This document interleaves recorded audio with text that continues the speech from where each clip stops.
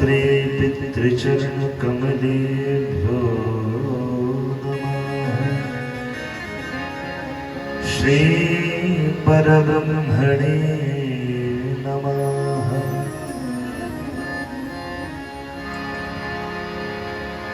वर्णानामर्थसन्धाना रसानां छन्दसामपि मङ्गलानां च कर्तारो वन्दे वाणी विनायको।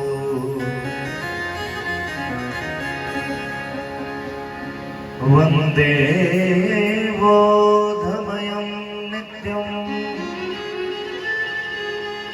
गुरुं शङ्कररूपिणम्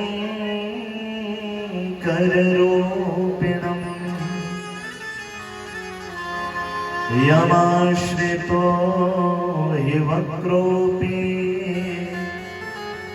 चन्द्रः सर्वत्र वन्द्यते। वंशे विभूषितकरन्नवनीरदाभा पीताम्बरा तरुणबिम्बफलाधरोष्ठा पूर्णेन्दुसुन्दरमुखादरविन्दनेत्रा कृष्णात् परं किमपि तत्त्वमहं न जाने। यं प्रव्रजन्तमनुपेतमपेतकृत्यं द्वैपायनो विरहकातरया जुहाव। पुत्रेति तन्मयतया तरवोऽभिनेदुः तं सर्वभूतहृदयं मुनिमानतोऽस्मि। निगमकल्पतरोर्गलितं फलं शुकमुखादमृतद्रवसंयुतं पिबत भागवतं रसमालयम्। मुहुरहो रसिकाः भुवि भावुकाः।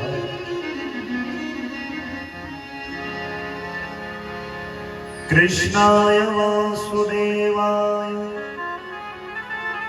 हरये परमात्मने प्रणतक्लेशनाशाय गोविन्दाय नमो नमः। श्री राधा मेरी स्वामिनी मैं राधे जू को दास। जन्म जन्म मोहे राखियो प्यारे निज चरणन के पास। वृंदावन के वृक्षन को मरम न जाने को। डाल डाल अरुपात पे श्री राधे राधे हो। ब्रजलता तरु बैठिके पल भर करूं विश्राम।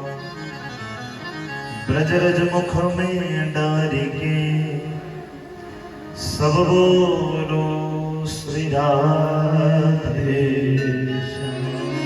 सब बोलो श्री राधे। सब बोलो श्री राधे। बोलिए श्री बांके बिहारी लाल की जय। श्री गोविंद गोपाल की जय। श्रीमद्भागवत महापुराण की जय। श्री सद्गुरुदेव भगवान की जय।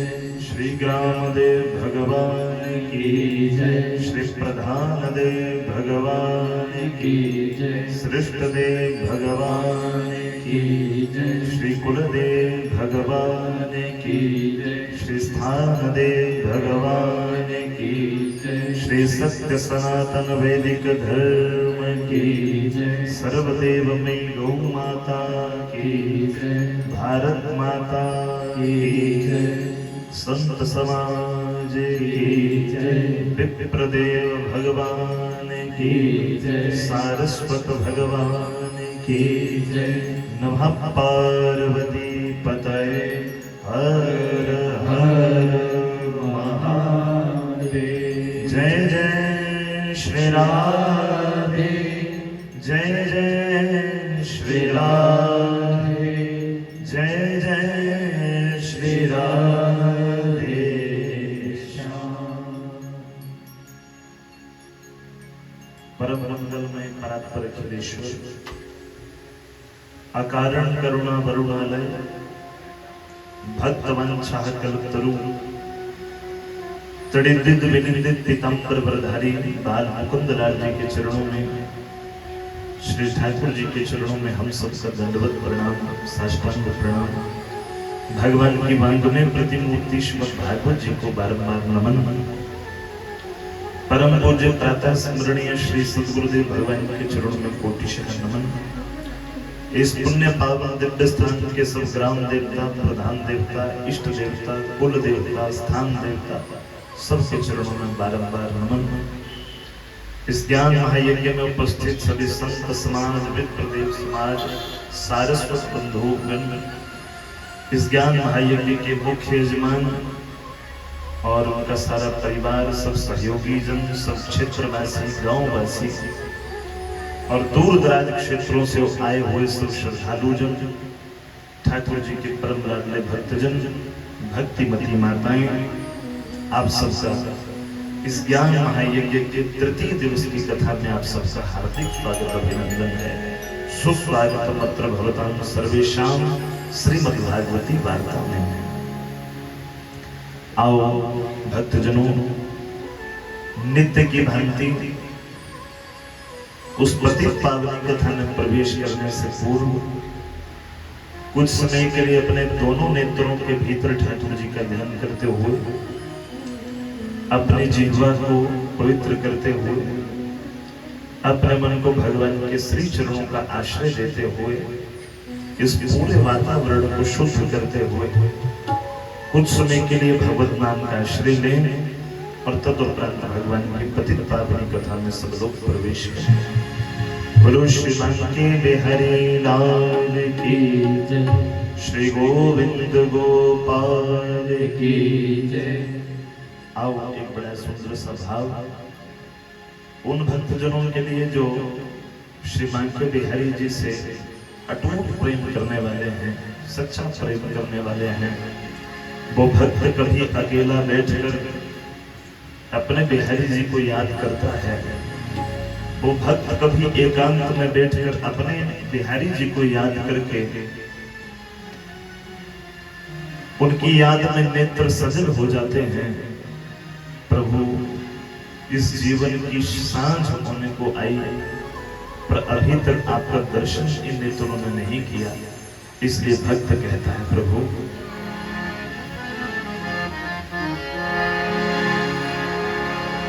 ना जाने क्यों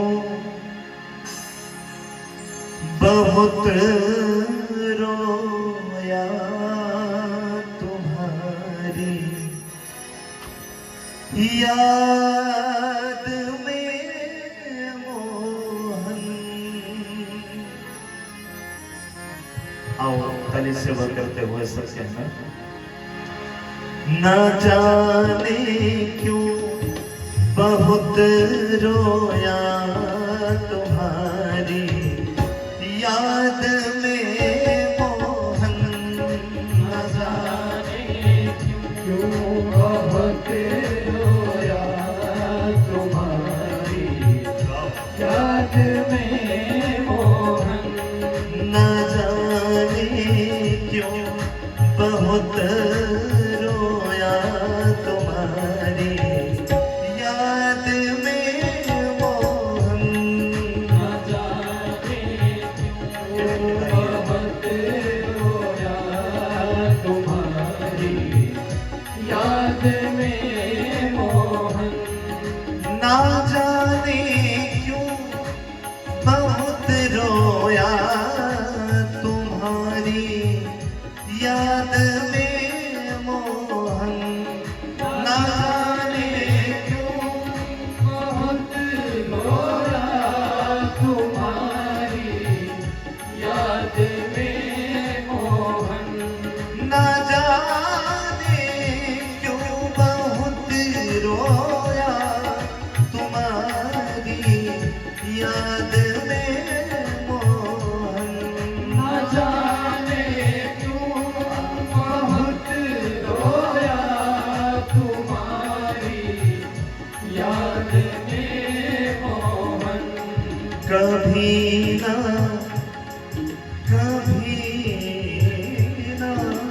कभी ना नींद भर सोया तुम्हारी याद में मोहन, कभी ना नींद भर सोया तुम्हारी याद में मोहन, न जाने क्यों बहुत रोया तुम्हारी याद में मोहन, न जाने क्यों बहुत रोया तुम्हारी याद में मोहन।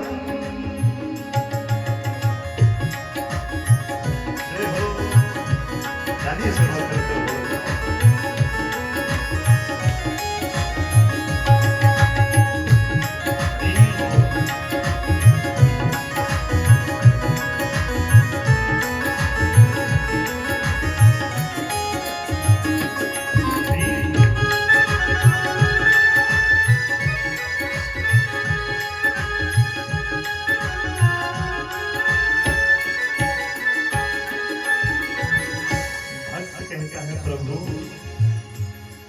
ना तुम पूजा से मिल पाते, न हम कोई पुण्य कर पाते। तुम पूजा से मिल पाते, न हम कोई पुण्य कर पाते।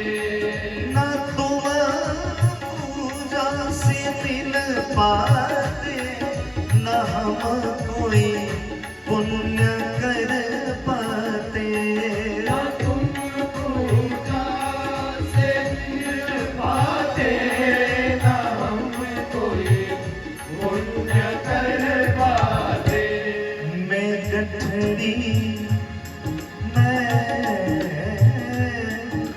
मैं गठरी पाप की धोया तुम्हारी याद में मोहन, मैं गठरी पाप की धोया तुम्हारी याद में मोहन, न जाने क्यों बहुत रोया तुम्हारी याद में मोहन, न जाने क्यों बहुत रोया तुम्हारी याद में मोहन। जमाना रूठ जाए पर न रूठो तुम मेरे दाता। जमाना रूठ जाए पर न रूठो तुम मेरे दाता। पुराना जन्म जन्मों का कन्हैया आपसे नाता। पुराना जन्म जन्मों का कन्हैया आपसे नाता। मैं ठोकर मैं ठोकर दुनिया की खाया तुम्हारी याद में मोहन, ठोकर दुनिया की खाया तुम्हारी याद में मोहन, न जाने क्यों बहुत रोया तुम्हारी याद में मोहन, न जाने क्यों बहुत रोया तुम्हारी याद में मोहन, न जाने क्यों बहुत रोया तुम्हारी याद में मोहन, न जाने क्यों बहुत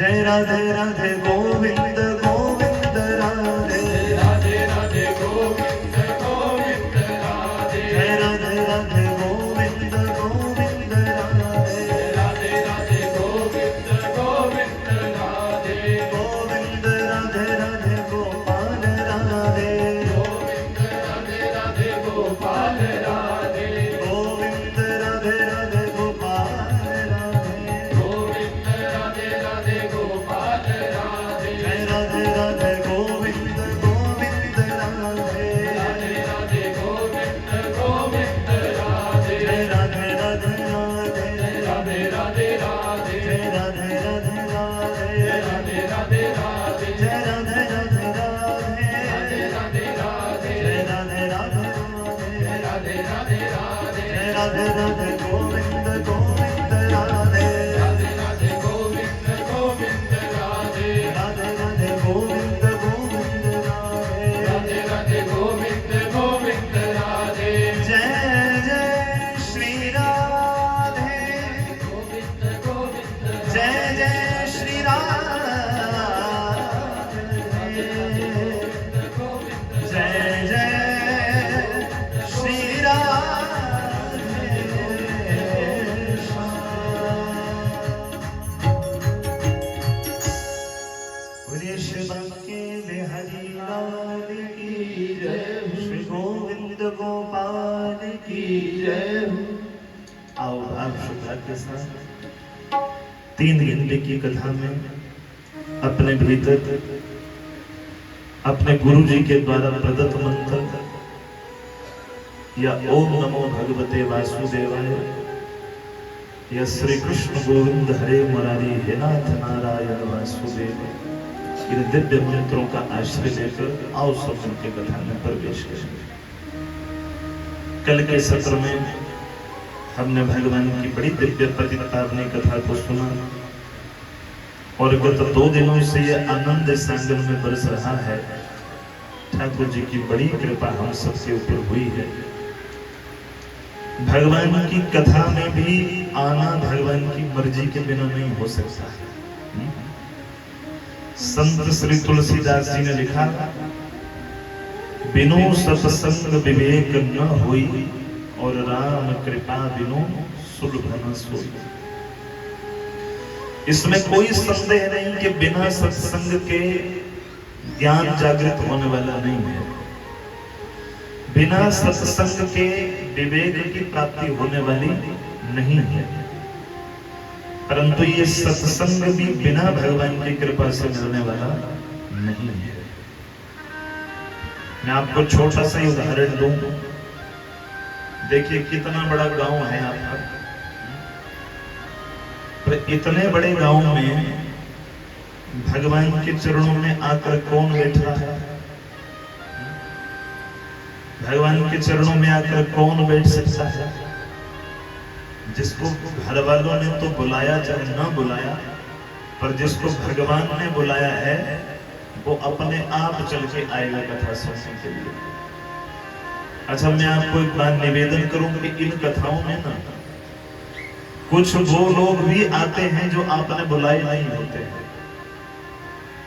जिनको आपने कोई निमंत्रण नहीं दिया होता, और कुछ वो भी नहीं आते जिनको आपने 1 किलो मिठाई का डब्बा दिया होता है, हमारे जरूर आना, हमारे घर में कथा है।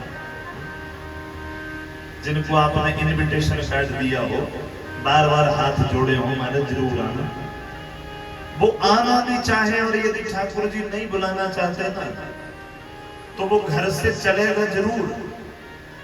रास्ते में कोई ऐसा काम पड़ जाएगा, रास्ते से वापिस हो जाएगा, कहेगा भैया मैं आ तो रहा था पर रास्ते में ऐसा काम पड़ गया तो जाना पड़ गया। कारण भगवान की कथा की ओर तो चले पर अभी तक भगवान अपने चरणों में नहीं बिठाना चाहते। यहाँ मात्र वही रूहें आकर बैठ सकती हैं जिनको ये स्वयं बिठाना चाहते हैं। ये बात 100% सच है। और जिनको ये नहीं बिठाना चाहते वो यहाँ आकर भी बैठ जाए तो 3 घंटे यहाँ बैठकर भी उसका ध्यान कथा में नहीं होगा। 3 घंटे वो पंडाल में बैठकर गप्पे मार लेगा, 3 घंटे पंडाल में बैठकर नींद चुका लेगा, कुछ भी हो सकता है, पर जिसको ये कथा नहीं देना चाहते वो यहाँ आएगा भी तो भी कथा प्राप्त नहीं कर पाएगा। इसलिए सबसे पहले तो अपने आप को सौभाग्यशाली समझना चाहिए। सोचिए 11 तारीख से लेकर 17 तारीख तक हमारी कथा है। 11 तारीख से लेकर 17 तारीख तक कितने ऐसे लोग होंगे जो हॉस्पिटल में ऑपरेशन थिएटर के बाहर बैठे हैं और उनके घर का कोई व्यक्ति अंदर ऑपरेशन थिएटर में है और वो उसका इंतजार कर रहे हैं। 11 से 17 तारीख तक कितने ऐसे लोग होंगे जो कोर्ट कचहरी में अपने नंबर की प्रतीक्षा कर रहे हैं, मेरी बारी कब आएगी। पर उसी 11 से 17 तारीख में यदि इन सब झंझटों से छुड़ाकर भगवान ने अपने चरणों में बिठाया है तो इससे बड़ा सौभाग्य दूसरा नहीं हो सकता। बोलो श्री भक्तवत्सल भगवान की जय। कल के सत्र में हम सुन रहे थे भागवत जी की मूल कथा में कल हम प्रवेश किए। तदुपरांत हमने सुना शौनकादि ऋषियों ने श्री सूत जी महाराज से कितने प्रश्न किए थे? जोर से बोलो। 6 किए थे। कौन कौन से प्रश्न किए थे? चलो कोई बात नहीं, केवल रिमाइंड करवा देते हैं। पहला प्रश्न पूछा था कि प्राणी मात्र का परम धर्म क्या है। दूसरा प्रश्न पूछा था किम श्रेयः शास्त्र सारः कः। महाराज कोई ऐसा ग्रंथ बताओ जिस एक को पढ़ने या सुनने से सबको पढ़ने सुनने का फल मिल जाए। दूसरा प्रश्न। तीसरा प्रश्न पूछा था कि यदि भगवान अजन्मा है तो फिर भगवान को धरती पर अवतार लेकर क्यों आना पड़ता है। चौथा प्रश्न पूछा था कि यदि भगवान अवतार लेकर आते हैं तो भगवान के कितने अवतार हुए हैं। पांचवा प्रश्न पूछा था कि इस अवतार में आकर भगवान ने कौन कौन सी लीलाएं। छठा प्रश्न पूछा था कि भगवान कहते हैं कि मैं धरती पर धर्म की स्थापना करने आता हूं, पर जब भगवान धरती से चले जाएं तो धर्म किसकी शरण में जाता है। ये 6 प्रश्न पूछे और 6 में से कुछ प्रश्नों के उत्तर कल के सत्र में सुने भी थे। तदुपरांत ऋषियों ने इन प्रश्नों का उत्तर सुनकर एक और प्रश्न पूछा था। महाराज हमने जितने प्रश्न पूछे उन सब के उत्तर में आपने एक ही शब्द कहा, क्या? श्रीमद् भागवत। प्राणी मात्र का परम धर्म क्या है? बोले कहाँ ज्ञान मिलता है? भागवत में। सब शास्त्रों का सार क्या है? भागवत। भगवान अजन्मा है तो अवतार लेकर क्यों आते हैं? इसका उत्तर भी भागवत। भगवान के कितने अवतार हुए? उसका उत्तर भी भागवत में। भगवान ने जितने अवतार लिए उनमें कौन कौन सी लीलाएं की? उसका उत्तर भी भागवत। और जब भगवान चले जाते हैं तो धर्म किसकी शरण में जाता है? उसका उत्तर भी भागवत। ऋषियों ने कहा गुरुजी सब प्रश्नों का उत्तर आपने भागवत भागवत भागवत ही कह दिया, तो फिर ये बताओ कि भागवत की रचना कब, कैसे, किसने और क्यों? बोले सुनो, द्वापर युग का समय था। द्वापरे समनुप्राप्ते तृतीये युग पर्यये जातः पराशराद्योगी वासव्याम कलया हरे। द्वापर युग में भगवान के ही एक कला अवतार हुए जिनका नाम श्री कृष्ण द्वैपायन रखा गया। बोले किसके पुत्र थे? ये ऋषि पराशर जी के पुत्र थे। श्री वेदव्यास जी, मूल नाम श्री कृष्ण द्वैपायन, और आगे चलकर श्री कृष्ण द्वैपायन जी ने वेदों का विभाजन किया। पहले एक ही वेद होता था, फिर एक का विभाजन किया तो कितने बन गए? चार। कौन कौन से? ऋग्वेद, यजुर्वेद, सामवेद और अथर्ववेद। चार वेद बनाकर भी काम नहीं चला तो उन्होंने 6 शास्त्र बना दिए। शिक्षा, कल्प, व्याकरण, निरुक्त, छंद, ज्योतिष, 6 शास्त्र बना दिए। 6 शास्त्रों से भी काम नहीं बना तो उन्होंने 18 पुराण बना दिए। कितने पुराण हैं? 18। कौन कौन से बना? देखो, हमारे ऋषि मुनि संत महात्माओं ने हमारे कल्याण के लिए 18 पुराण बनाए, 18 उप पुराण बनाए, 18 औप पुराण बनाए, 18 महापुराण बनाए। पढ़ना तो दूर की बात, हमारा दुर्भाग्य ये रहा कि हमें उनके नाम तक याद नहीं हो पाए सारा जीवन। पढ़ना तो दूर की बात। और फिर हम हाथ उठा के कहते हैं सत्य सनातन धर्म की जय। तो हाथ उठा के नहीं होगी, वो तो शास्त्रों को पढ़ के ही होगी। हाथ उठा के जय होने वाली नहीं।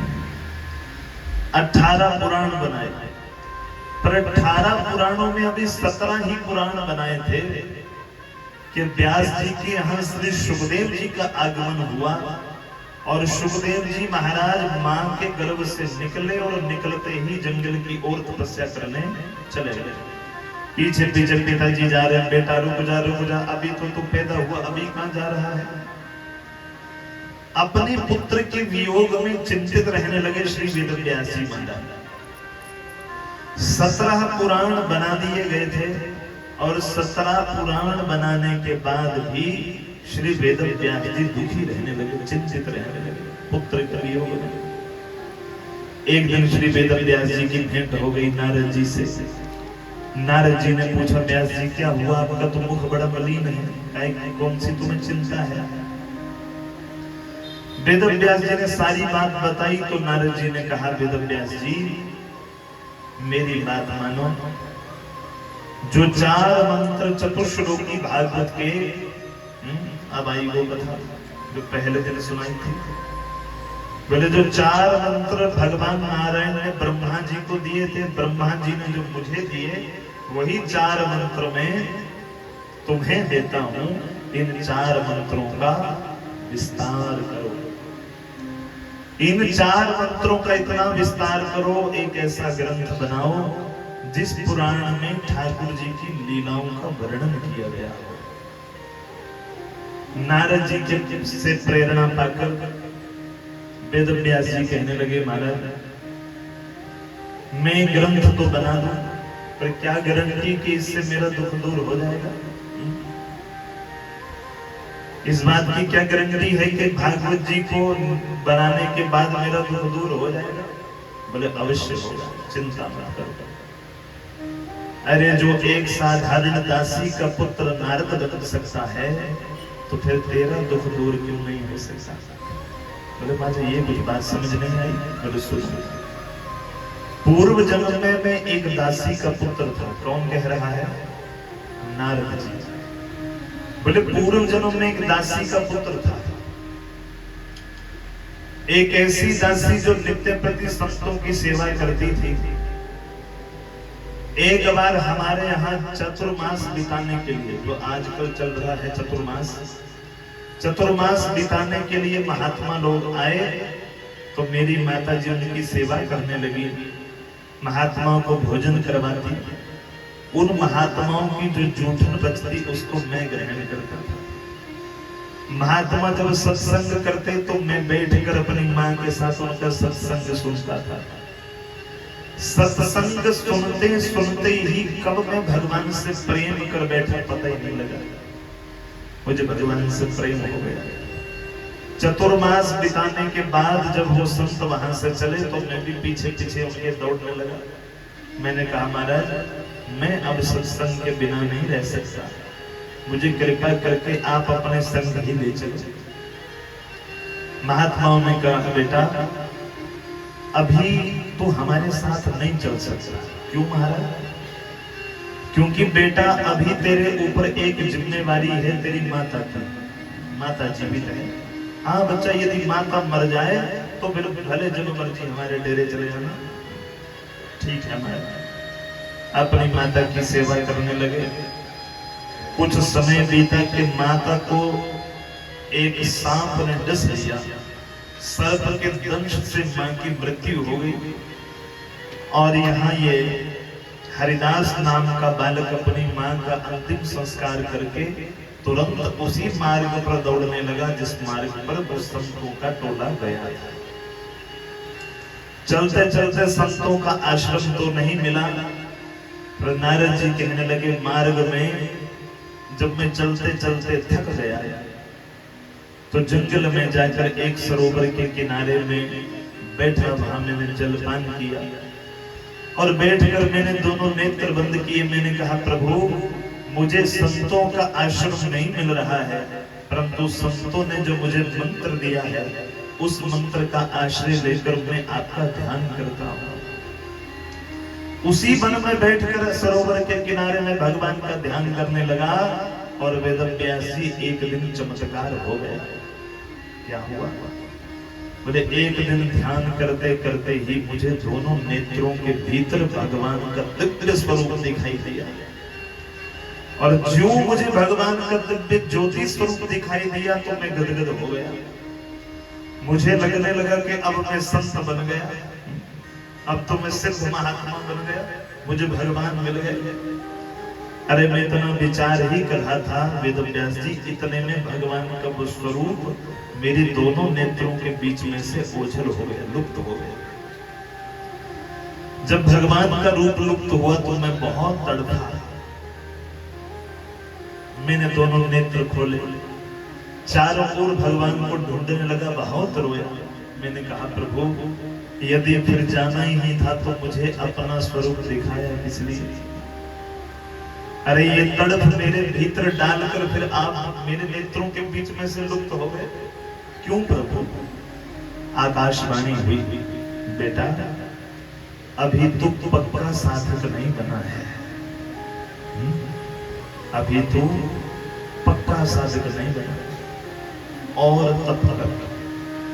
मैं तुझे वरदान देता हूं कि अगले जन्म में तू मेरा परम भक्त बनकर आएगा और अगले जन्म में तुझे मेरे वास्तविक स्वरूप का दर्शन होगा। ऐसा मैं तुझे वरदान देता हूं। वेदव्यास जी भक्ति करते करते मेरा वो जन्म बीता और उस भक्ति के प्रभाव से देखो अगले जन्म में जब मैं आया तो विधाता ब्रह्मा जी का मानस पुत्र बनकर नारद जी के रूप में आया। और नारद रूप में आया तो नारद रूप में आकर भी मैंने 10,000 वर्षों तक तप किया। और इतना तप करने के बाद जब मैंने नेत्र खोले तो मैंने देखा कि भगवान श्री हरि नारायण चतुर्भुज रूप में शंख चक्र गदा पद्म वनमाला विभूषितम दिव्य स्वरूप में मेरे सामने प्रकट हो गए। गुरु श्रीमन नारायण भगवान का मैंने दर्शन किया, प्रणाम किया। भगवान ने कहा बेटा मैं तेरी भक्ति पर बहुत प्रसन्न हूं, वरदान मांग क्या चाहता है? बोले प्रभु और तो वरदान कुछ नहीं चाहिए, बस एक वरदान दे दो। कौन सा वरदान? बोले प्रभु सदा सर्वदा मेरी वाणी आपका नाम लेती रहे, सदा मैं आपका गुणगान करता रहूं, इससे अलावा मुझे कुछ नहीं चाहिए।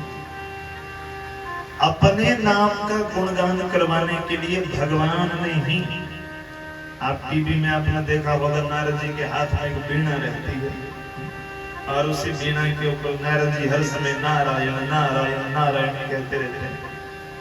वो वीणा नारद जी को भगवान श्री हरि नारायण ने दी थी। भगवान श्री हरि नारायण कहने लगे बेटा ले, मैं तेरी भक्ति से प्रसन्न हूं, ये ले वीणा।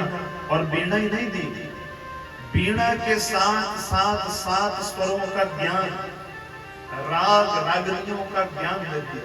बच्चा ले जा, मैं तुझे संगीत का ज्ञान प्राप्त करता हूं, इस वीणा के ऊपर सदा मेरा नाम जपता है। और तब से लेकर आज तक वेदव्यास जी नित्य प्रति में भगवान के दिव्य नाम का गुणगान करता रहता है।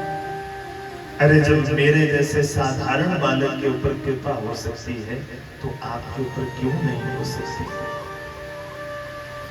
वेद व्यास जी ने नारद जी से प्रेरणा पाकर, और मैं दूसरी शब्दों में कहूं तो यहाँ नारद जी ने नहीं कहा, यहाँ श्री वेद व्यास जी को स्वयं भगवान ने आकर प्रेरणा दी।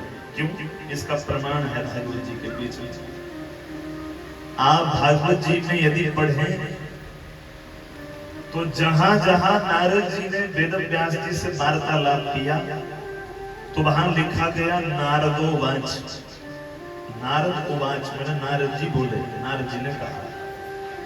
पर नारद जी ने जब ग्रंथ लिखने के लिए प्रेरणा दी ना, तो भागवत जी के बीच में वहां नारदोवाच नहीं, वहां श्री नारदोवाच लिखा गया।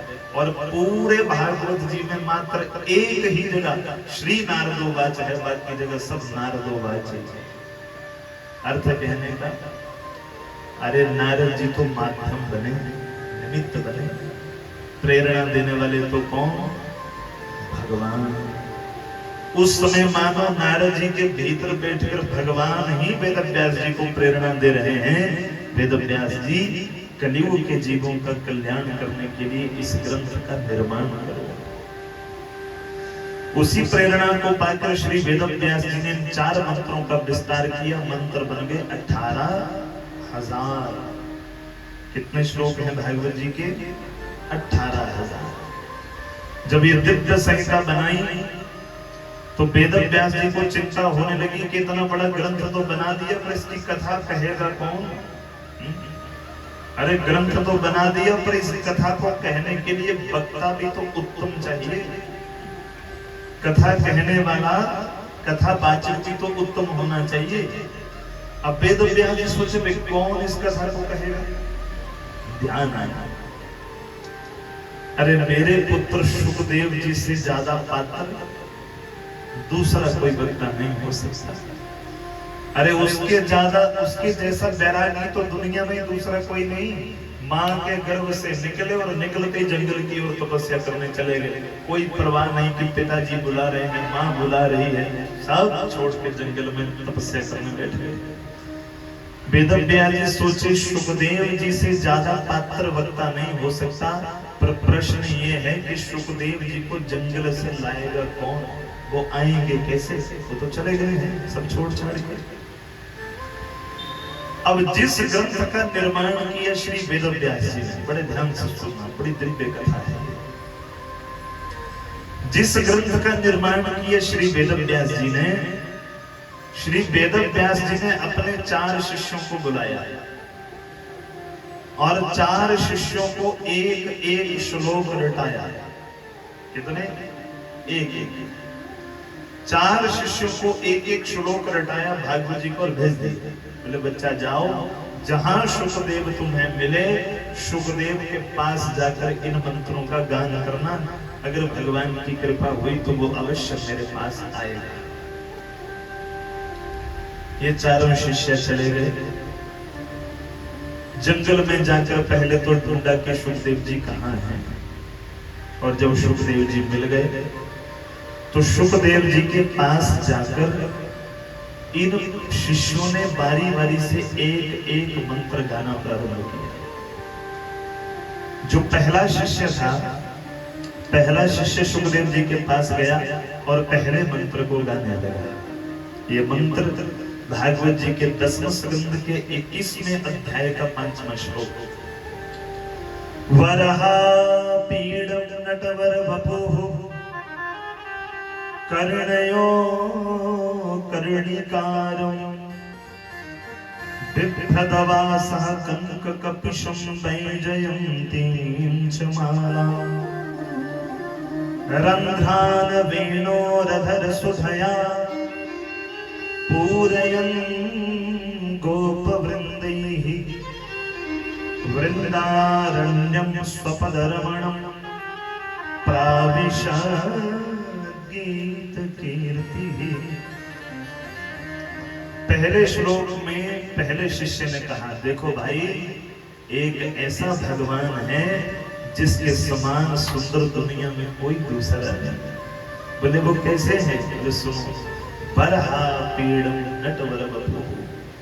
अरे जिनका श्याम वर्ण सिर के ऊपर मोर मुकुट धारण किया हुआ, शरीर के ऊपर पीतांबर वस्त्र धारण किया हुआ, कांधे पर काली कमलिया, हाथ में लकुटिया, एक हाथ में दिव्य वंशी को धारण किए हुए, कानों में दिव्य कुंडल धारण किए हुए, भगवान श्री कृष्ण गौ को चराते चराते हुए अपने ग्वाल बाल सखाओं के संग वृंदावन की ओर प्रवेश कर रहे हैं।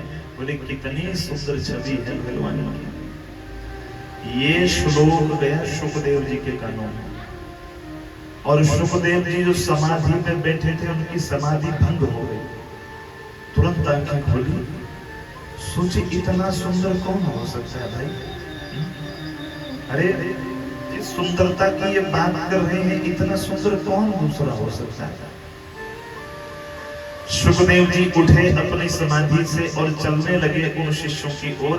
जाकर मैं पूछूं तो भाई तुम कौन से भगवान की बात कर रहे हो? चलने लगे तो सुखदेव जी को ध्यान आया कि मैं चला तो जाऊं, पर बाद में पता चले कि वो बाहर से सुंदर है पर भीतर से सुंदर नहीं है। सुखदेव जी सोचे ऐसे भी जो ज्यादा सुंदर होते हैं ना, उनको अपनी सुंदरता का बड़ा अभिमान होता है। अब पता लगा कि है तो सुंदर पर बीच में से अभिमानी, तो काय को अपनी समाधि भी भंग करने को छोड़ो, पड़े होगा सुंदर तो हो, हमें काय के क्या लेना देना किसी से। फिर अपनी समाधि में बैठने लगे। एक शिष्य ने दूसरे को इशारा किया, 13 नंबर है, बोल अगला श्लोक, नहीं तो फिर आंखें बंद हो जाएंगी। इससे पहले कि आंखें बंद हो और दूसरा श्लोक। दूसरा शिष्य आगे बढ़ा और दूसरे शिष्य ने दूसरे श्लोक का गायन किया। अरे नाना भाई, वो बाहर का ही सुंदर नहीं है, भीतर से तो वो उससे भी ज्यादा सुंदर है। कैसे? बोले सुनो। अहो बकीयं स्तनकालकूटं जिघांसया पाययदप्यसाध्वी देहे गतिं धात्र्युचितां ततोऽन्यं कं बादयालुं शरणं व्रजेम। अरे नाना भाई, वो बाहर का ही सुंदर नहीं, भीतर से तो वो और सुंदर है। कैसे? बोले अहो बकीयं स्तनकालकूटं, जिस भगवान को मारने के लिए बकासुर की बहन बकी पूतना, सुनी है ना कथा? पूतना कौन सा जहर लगाकर आई थी? कौन से वाला विष लगाकर आई थी पूतना? मतलब सब नए सिरे से ही है काम है। हम सोचे थे कि ताजी ताजी कथा हुई है तो 5-7 प्रश्नों के उत्तर तो मिल ही जाएंगे, पर बड़ा मुश्किल है काम है। सुनो, कालकूट नामक विष लगाकर आई थी पूतना अपने स्तनों में भगवान को मारने के लिए। कंस ने भेजे, परंतु भगवान श्री कृष्ण कितने बड़े दयालु हैं। सोचिए, भगवान श्री कृष्ण को जो मारने आई है पूतना जहर लगाकर अपने स्तनों में, भगवान श्री कृष्ण ने जहर पिया, दूध पिया, उसके प्राणों को भी पिया। परंतु जब उसका अंतिम समय सामने आया, वो छटपटाई, उसने दोनों हाथ जोड़े, प्रभु मेरा उद्धार कैसे होगा? मैंने तो सारा जीवन अभक्ष्य भक्षण किया है। तो भगवान श्री कृष्ण ने उस पूतना को जो मारने आई थी, उस पूतना को वो गति प्रदान की जो अपनी माता यशोदा को कभी दे दी थी। वो माँ का जो स्थान था, वही गति भगवान ने पूतना को दे दी। बोलो श्री भक्तवत्सल भगवान की जय। दूसरा शिष्य कहने लगा, भाई उससे बड़ा दयालु कौन हो सकता है? इतनी बात जब सुनी तो सुखदेव जी से रहा नहीं गया। सुखदेव जी उठे और तुरंत तुम शिष्यों के पास आए। भाई तुम किसकी बात कर रहे हो? ये कौन से श्लोक सुना रहे हो? मुझे और श्लोक सुनाओ ना इस भगवान के। चारों शिष्यों ने कहा, महाराज हमें तो एक एक ही आता है। अरे तुम्हारे पिताजी ने तो 18,000 मंत्रों की संहिता बनाई है, बोलो फिर पढ़नी हो तो चलो हमारे साथ। बोले ले चलो मुझे अपने साथ। देखो जब वेद व्यास जी ने सुखदेव जी को आते देखा था ना अपनी ओर, और सुखदेव जी ने भागवत जी को पढ़ने के लिए श्री वेदव्यास जी को, मैंने अपने पिताजी को प्रणाम किया, गुरु माना। पिताजी, मुझे आप मेरे पिता नहीं, इस समय आप मेरे गुरु बनकर मुझे भागवत जी की कथा के एक एक श्लोक को पढ़ाओ। उस समय श्री वेदव्यास जी ने अपने पुत्र को हृदय से लगाकर कहा था, धन्य भागवती बालका।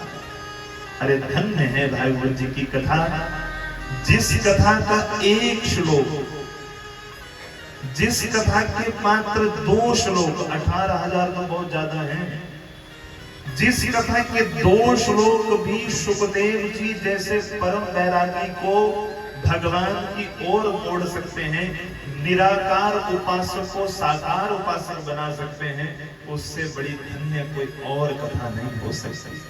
बोलो श्रीमद् भागवत महापुराण की जय। सुखदेव जी आए और सुखदेव जी ने अपने पिता श्री वेदव्यास जी से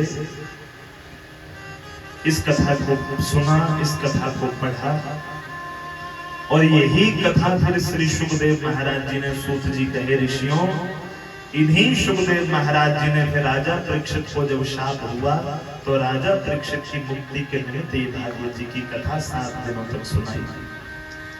ऋषियों ने कहा, गुरु जी, ये प्रश्न तो क्लियर हो गया कि भागवत की रचना कब, कैसे और क्यों हुई, पर जरा ये भी तो बता दो कि राजा परीक्षित कौन था और राजा परीक्षित को कथा क्यों सुननी पड़ी।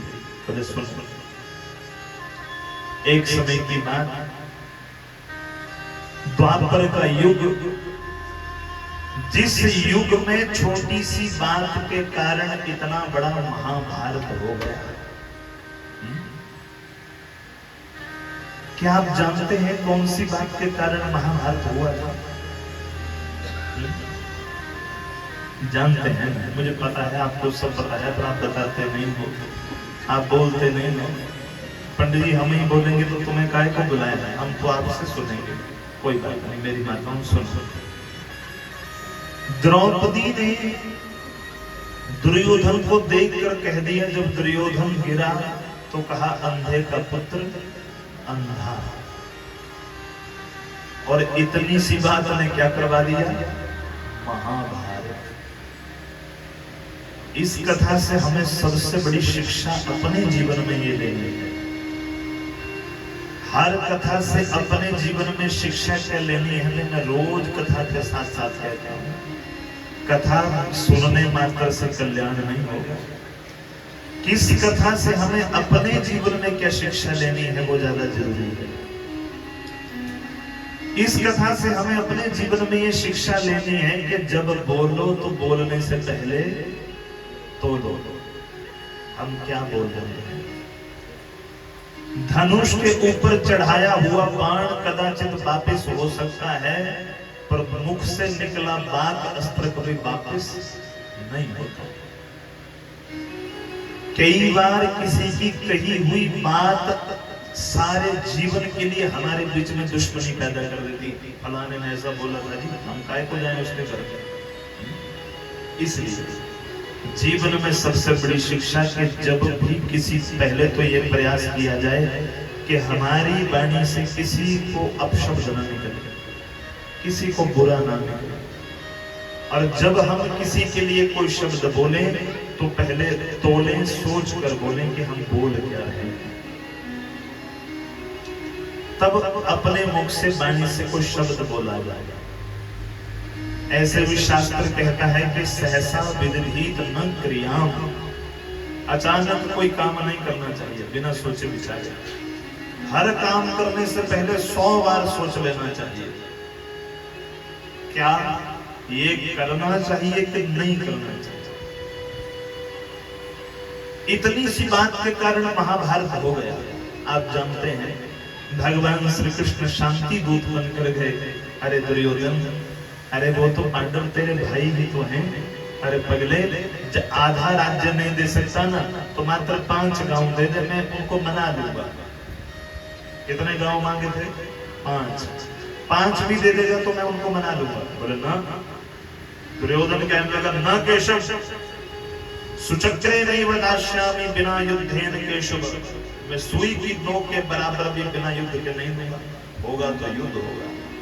भगवान ने समझाया, दुर्योधन तूने युद्ध की कहानियां दादी और नानी से सुनी होंगी, बच्चा तो जानता नहीं युद्ध क्या चीज होती है, कितने घर बर्बाद हो जाएंगे, कितनी देवियों का सुहाग उजड़ जाएगा, तो जानता नहीं। बोले जो मर्जी हो, पर मैं युद्ध होगा तो होगा। आप सब जानते हैं कौरवों और पांडवों के बीच युद्ध भया। जो 5 पांडव जिनके साथ भगवान थे, उन 5 में से किसी एक का बाल बांका नहीं हुआ, और जो 100 भाई कौरव थे उनमें से एक भी नहीं बचा। अर्थात सदा विजय होती है तो धर्म की। अधर्म पर चलकर आपको कुछ दिन अच्छा लग सकता है, बड़ा मजा आ रहा है, बड़ा आनंद है, पर हमेशा जीत धर्म की ही होती है। पांडव जीत गए, और जब युद्ध का अंतिम दिन था, रणभूमि के बीच में दुर्योधन घायल अवस्था में पड़ा है, अंतिम सांसें ले रहा है। दुर्योधन की यह दशा देखकर दुर्योधन का मित्र अश्वत्थामा दुर्योधन के पास आया है। अश्वत्थामा आकर कहने लगा, मित्र तेरी ये दशा मेरे से नहीं देखी जा रही, मुझे बड़ा दुख हो रहा है, और सबसे बड़ा दुख इस बात का हो रहा है कि हमने तुम्हारा नमक खाया है। इसलिए मित्र, यदि तुम्हारी कोई अंतिम इच्छा हो तो मेरे से कहो, मैं तुम्हारी अंतिम इच्छा को अवश्य पूर्ण करूंगा। दुर्योधन कहने लगा, मित्र फिर मेरे लिए कुछ कर सकता है तो एक काम कर दे। तो बोलो। बोले, जिसने मेरी ये दशा की है, यदि तू उसको मार कर उसका सिर काट कर ले आए तो मेरे मन को शांति मिल जाएगी, और मैं शांति पूर्वक अपने प्राणों का त्याग कर पाऊंगा। मित्र बताओ, तुम्हारी यह दशा किसने की? बोले, भीम ने। मुझे भीम का सिर चाहिए। ठीक है मित्र। अश्वत्थामा वचन देकर चले गए, दुर्योधन मैं तुम्हें वचन देता हूं, मैं भीम का सिर अवश्य लेकर आया। मैं मित्र अभी गया और अभाल वापिस आया। चले तो गए, पर मार्ग में सोचने लगे, वचन तो दे दिया मित्र को कि सिर ले आऊंगा, पर जिन पांडवों को इतनी बड़ी सेना नहीं मार पाई, मैं अकेला क्या मार पाऊंगा? क्या करूंगा, कैसे मारूंगा? रास्ते में विचार करते जा रहे थे तो रास्ते में देखा, रात के अंधेरे में उल्लू कौवे के बच्चों को खा रहे थे। समझ गया? रात को उल्लू को दिखाई देता है, कौवों को नहीं। अब दिन को कौवे के बच्चे उल्लू के बच्चों के ऊपर आक्रमण कर देते हैं। इसलिए मुझे ये शिक्षा मिली कि रात के अंधेरे में जाऊं और सोए सोए ही भीम का सिर काट कर ले। अश्वत्थामा गया पांडवों के शिविर में, पर जाको राखे साइया, मार सके न कोई, उसे कोई नहीं मार सकता। भगवान श्री कृष्ण सब जानते थे, इसलिए 5 पांडवों को कहा, द्रौपदी को कहा, देवी ए भाइयों चलो, आज विजय की प्रथम रात्रि है, आज हम विश्राम नहीं करेंगे, आज कहीं एकांत में जाकर सत्संग करेंगे। भगवान 5 पांडवों को, द्रौपदी को अपने संग ले गए, परंतु शिविर में कौन बच गया? 5 पांडवों के 5 पुत्र थे, जो ठीक देखने में 5 पांडवों की तरह थे। युधिष्ठिर का पुत्र युधिष्ठिर की तरह, भीम का भीम की तरह, अर्जुन का अर्जुन की तरह, नकुल सहदेव के पुत्र उनकी तरह। जो रात के अंधेरे में शिविर में प्रवेश किया, सोचा 5 पांडव सो रहे हैं, तुरंत में यहाँ तो एक की बात हुई थी, मैं तो 5 का सिर काट कर ले जाऊंगा। ये नहीं समझा कि ये 5 पांडव नहीं, 5 पांडवों के 5 पुत्र हैं। अश्वत्थामा आया और 5 पांडवों के 5 पुत्रों का सिर काटा और अपने संग ले गया। जाकर कहने लगा, मित्र ले, तू कहता था कि मुझे एक का सर, अरे पगले में तो 5 का सिर काट ले आया, बोल किसका सर तेरे हाथ पर क्यों? दुर्योधन कहने लगा, बाकी तो छोड़, पहले जरा भीम का सिर मेरे हाथों में रख। जब भीम के पुत्र का हाथ दुर्योधन के हाथों में सिर रखा, भीम के पुत्र का तो ज्यों दुर्योधन ने दबाया, जो भीम के पुत्र का सिर था उसके टुकड़े टुकड़े हो गए। इतनी क्रोध अग्नि से, द्वेष अग्नि से दबाया तो उसके टुकड़े टुकड़े हो गए। दुर्योधन फूट फूट कर रोने लगा। अश्वत्थामा पूछे, रो कह रहे हो मित्र? मैंने तो तुम्हारी इच्छा पूरी कर दी। बोले, मैं रो इसलिए रहा हूं कि मित्र ये कोई 5 पांडव नहीं, ये भीम का सिर नहीं हो सकता। मैं बचपन से जानता हूं भीम कितना बड़ा बलशाली था, मेरे दबाने से उसका सिर टूटने वाला नहीं। ये 5 पांडवों के नहीं, मित्र तो 5 पांडवों के 5 पुत्रों को सिर ले आया। अरे पगले, तूने तो हमारे कुल में कोई पिंडदान तर्पण करने वाला भी कोई नहीं छोड़ा, तूने तो अपराध कर दिया। बस इसी दुख को याद करते हुए दुर्योधन तो प्राणंत हो गया, अपनी इस देह का त्याग कर दिया। परंतु जब अश्वत्थामा को पता चला कि ये 5 पांडव नहीं, 5 पांडवों के पुत्र थे, और यदि 5 पांडव अभी जीवित हैं तो फिर मैं जीवित बचने वाला नहीं। भागे, अश्वत्थामा भागा। इससे पहले के पांडव मुझे मारने के लिए आए, दौड़ा वहां से। प्रातः हुई और प्रातः होते ही जब द्रौपदी शिविर में प्रवेश की और अपने 5 पुत्रों के मात्र खड़े ही देखे, सिर साथ में नहीं, तो फूट फूट कर रोने लगे। अरे प्रभु, अरे केशव, ये किस दुष्ट ने अपराध कर दिया? अरे किसने मेरे 5 पुत्रों को मार दिया? अर्जुन ने देखा तो अर्जुन विलाप करने लगे, भीम दादा विलाप करने लगे। अर्जुन ने द्रौपदी की स्थिति देखकर तुरंत हाथ में जल लिया, प्रतिज्ञा ले ली। देवी, मैं प्रतिज्ञा लेता हूं, जिस भी दुष्ट ने ये कुकर्म किया है, मैं तेरे सामने लाकर उसको मृत्यु दंड दूंगा। इतना कहकर तुरंत रथ के ऊपर सवार हुए। कहा, केशव चलो, ले चलो इस रथ को उस दुष्ट के पास जिसने ये कुकर्म किया है। भगवान श्री कृष्ण रथ लेकर चले और चलते चलते पहुंचाया रथ अश्वत्थामा के पास, जिस मार्ग से अश्वत्थामा भाग रहा था। भगवान श्री कृष्ण ने जाते ही कहा, अर्जुन, ये है तुम्हारे पुत्रों का हत्यारा, इसको यही मार दो। अर्जुन कहने लगा, ना केशव, मैं मारूंगा नहीं। तो अरे प्रभु, मैं वचन देकर आया हूं द्रौपदी को, मारूंगा तो तेरे सामने मारूंगा, मृत्यु दंड दूंगा तो तेरे सामने, यहां नहीं मारूंगा प्रभु। भगवान ने कहा था नहीं मारना तो तेरी मर्जी। अर्जुन रथ से उतरे, अश्वत्थामा को बंदी बनाया, रथ के साथ बांधा और घसीटते हुए शिविर की ओर ले आए। परंतु दर्शन करिए उस भारतीय नारी का, जिस भारतीय नारी के 5 पुत्रों को मारने वाला उसके सामने खड़ा है, और जब पता है कि अश्वत्थामा ने मारा, अश्वत्थामा सामने खड़ा है, तो द्रौपदी कहने लगी, ए स्वामी, मुच्यता मुच्यतामेश ब्राह्मणो नितरां गुरु। अरे स्वामी, इसे छोड़ दो, इसे मत मारो, इसे छोड़ दो महाराज। अरे देवी, तुम क्या कह रही है? बोले, इसको छोड़ दो महाराज, क्योंकि मैंने सुना है कि ब्राह्मण की हत्या नहीं करनी चाहिए, ब्राह्मण की हत्या करने से ब्रह्म हत्या का दोष लगता है। अरे स्वामी, एक तो ये ठहरा ब्राह्मण पुत्र और दूसरा ठहरा आपके गुरु जी का पुत्र, द्रोणाचार्य जी का पुत्र। अर्जुन को द्रौपदी कहने लगी, स्वामी, क्या आप भूल गए जिन्होंने आपको धनुर्विद्या सिखाई, उन्हीं के पुत्र को मारना चाहते हो? न महाराज, इसे छोड़ दो। द्रौपदी कहने लगी, मेरे तो पुत्र बड़े हैं, अभी मेरे 5 पति जीवित हैं, पर सोचो उस माँ का क्या होगा जिसका स्वामी तो पहले ही मर चुका है। यदि पुत्र भी मर गया ना, तो उस माँ का कोई सहारा नहीं रहेगा, इसलिए महाराज इसे छोड़ दो। भीम कहने लगा, तुम सब छोड़ दो, पर मैं छोड़ने वाला नहीं, मैं मार दूंगा।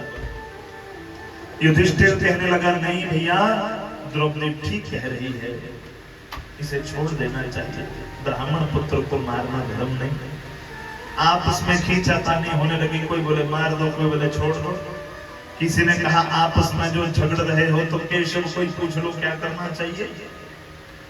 सब गए भगवान श्री कृष्ण के पास, प्रभु आप ही बताओ क्या किया जाए, मार दिया जाए कि छोड़ दिया जाए।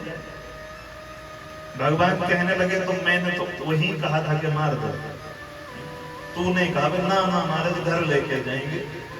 अरे आतंकवादी कहीं मिले तो उसको वही मार देना चाहिए, और यदि बचा लो तो फिर उसको जो कोर्ट फिर सजा दे फिर तो वही मिलेगी ना। एक बार अदालत पहुंच गया तो फिर तो जज साहब की सुननी पड़ेगी। मैंने तो उसी समय बोला था कि मार दो। बोले जो हुआ सो हुआ प्रभु, अब बताओ क्या किया जाए। बोले तो सुनो, शास्त्र की आज्ञा है, ब्रह्म बंधुर न हंतव्य आतताई बधारहण। शास्त्र कहता है ब्राह्मण पुत्र को मारना नहीं चाहिए, और शास्त्र ही कहता है आतताई को छोड़ना नहीं चाहिए। बोले ये कौन सा न्याय हुआ प्रभु? एक तरफ बोल रहे हो को मार दो, दूसरी तरफ बोल रहे छोड़ दो, ये बात को समझ नहीं आई। भगवान ने कहा अर्जुन से पूछो जिसको मैंने गीता पढ़ाई थी, इसको पूछो क्या करना चाहिए। अर्जुन को तुरंत याद आया, भगवान ने गीता में मुझे सिखाया था, संभावितस्य चा कीर्तिर मरणादितिरिच्यते। कोई इज्जतदार आदमी की यदि भरी सभा में बेइज्जती कर दो, अपमानित कर दो, तो उसके लिए ये भी मृत्यु दंड ही होता है। बोलो शिवांगी बिहारी लाल की बहुत बहुत स्वागत, बहुत बहुत अभिनंदन। आज हमारे बीच में बाबा बिल्केश्वर महादेव से बाबा भूत भावन भगवान शंकर के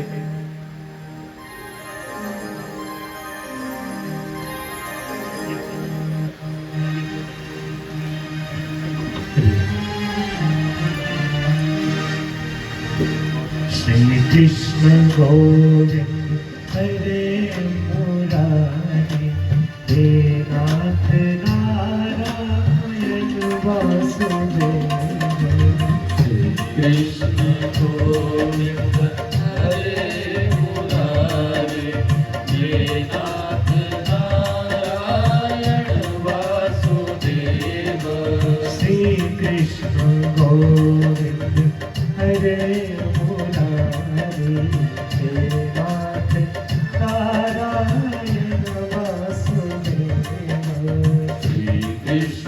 गोविंद हरे मुरारी, हे नाथ नारायण वासुदेवा। पितुमात स्वामी सखा हमारे, पितुमात स्वामी सखा हमारे, पितुमात स्वामी सखा पितुमात स्वामी सखा हमारे, हे नाथ नारायण वासुदेव। श्री कृष्ण गोविंद हरे मुरारी, हे नाथ नारायण वासुदेव। बोले श्री भक्तवत्सल भगवान की जय, शिवांगी बिहारी लाल की जय। आज बड़ा परम सौभाग्य का विषय ठाकुर जी की कथा में, क्योंकि अक्सर मैं अपने यजमान को कहता हूं कि यदि अपने घर में कथा का आयोजन हो और उस कथा में भक्त जन, संत जन, ब्राह्मण जनों का आगमन हो जाए तो इससे बड़ा सौभाग्य नहीं हो सकता। मानो आपकी कथा करवाना पूर्ण हो गया। ये बाबा बिल्केश्वर महादेव चमनेड़ से ये सब भक्तजन हमारे बीच में आए हैं, और मेरा परम सौभाग्य रहा। हो सकता है आप में से कुछ भक्त वहां गए हो, कुछ न भी गए हो। आप में से कोई गया है बिल्केश्वर महादेव चमनेड़? कोई नहीं? अच्छा वो गए हैं, अच्छा आप गए हैं, बहुत सुंदर। बिल्केश्वर महादेव चमनेड़ यहाँ हमने फोटो भी आगे रखा है ना, ये हमें इनके द्वारा ही दिया गया है।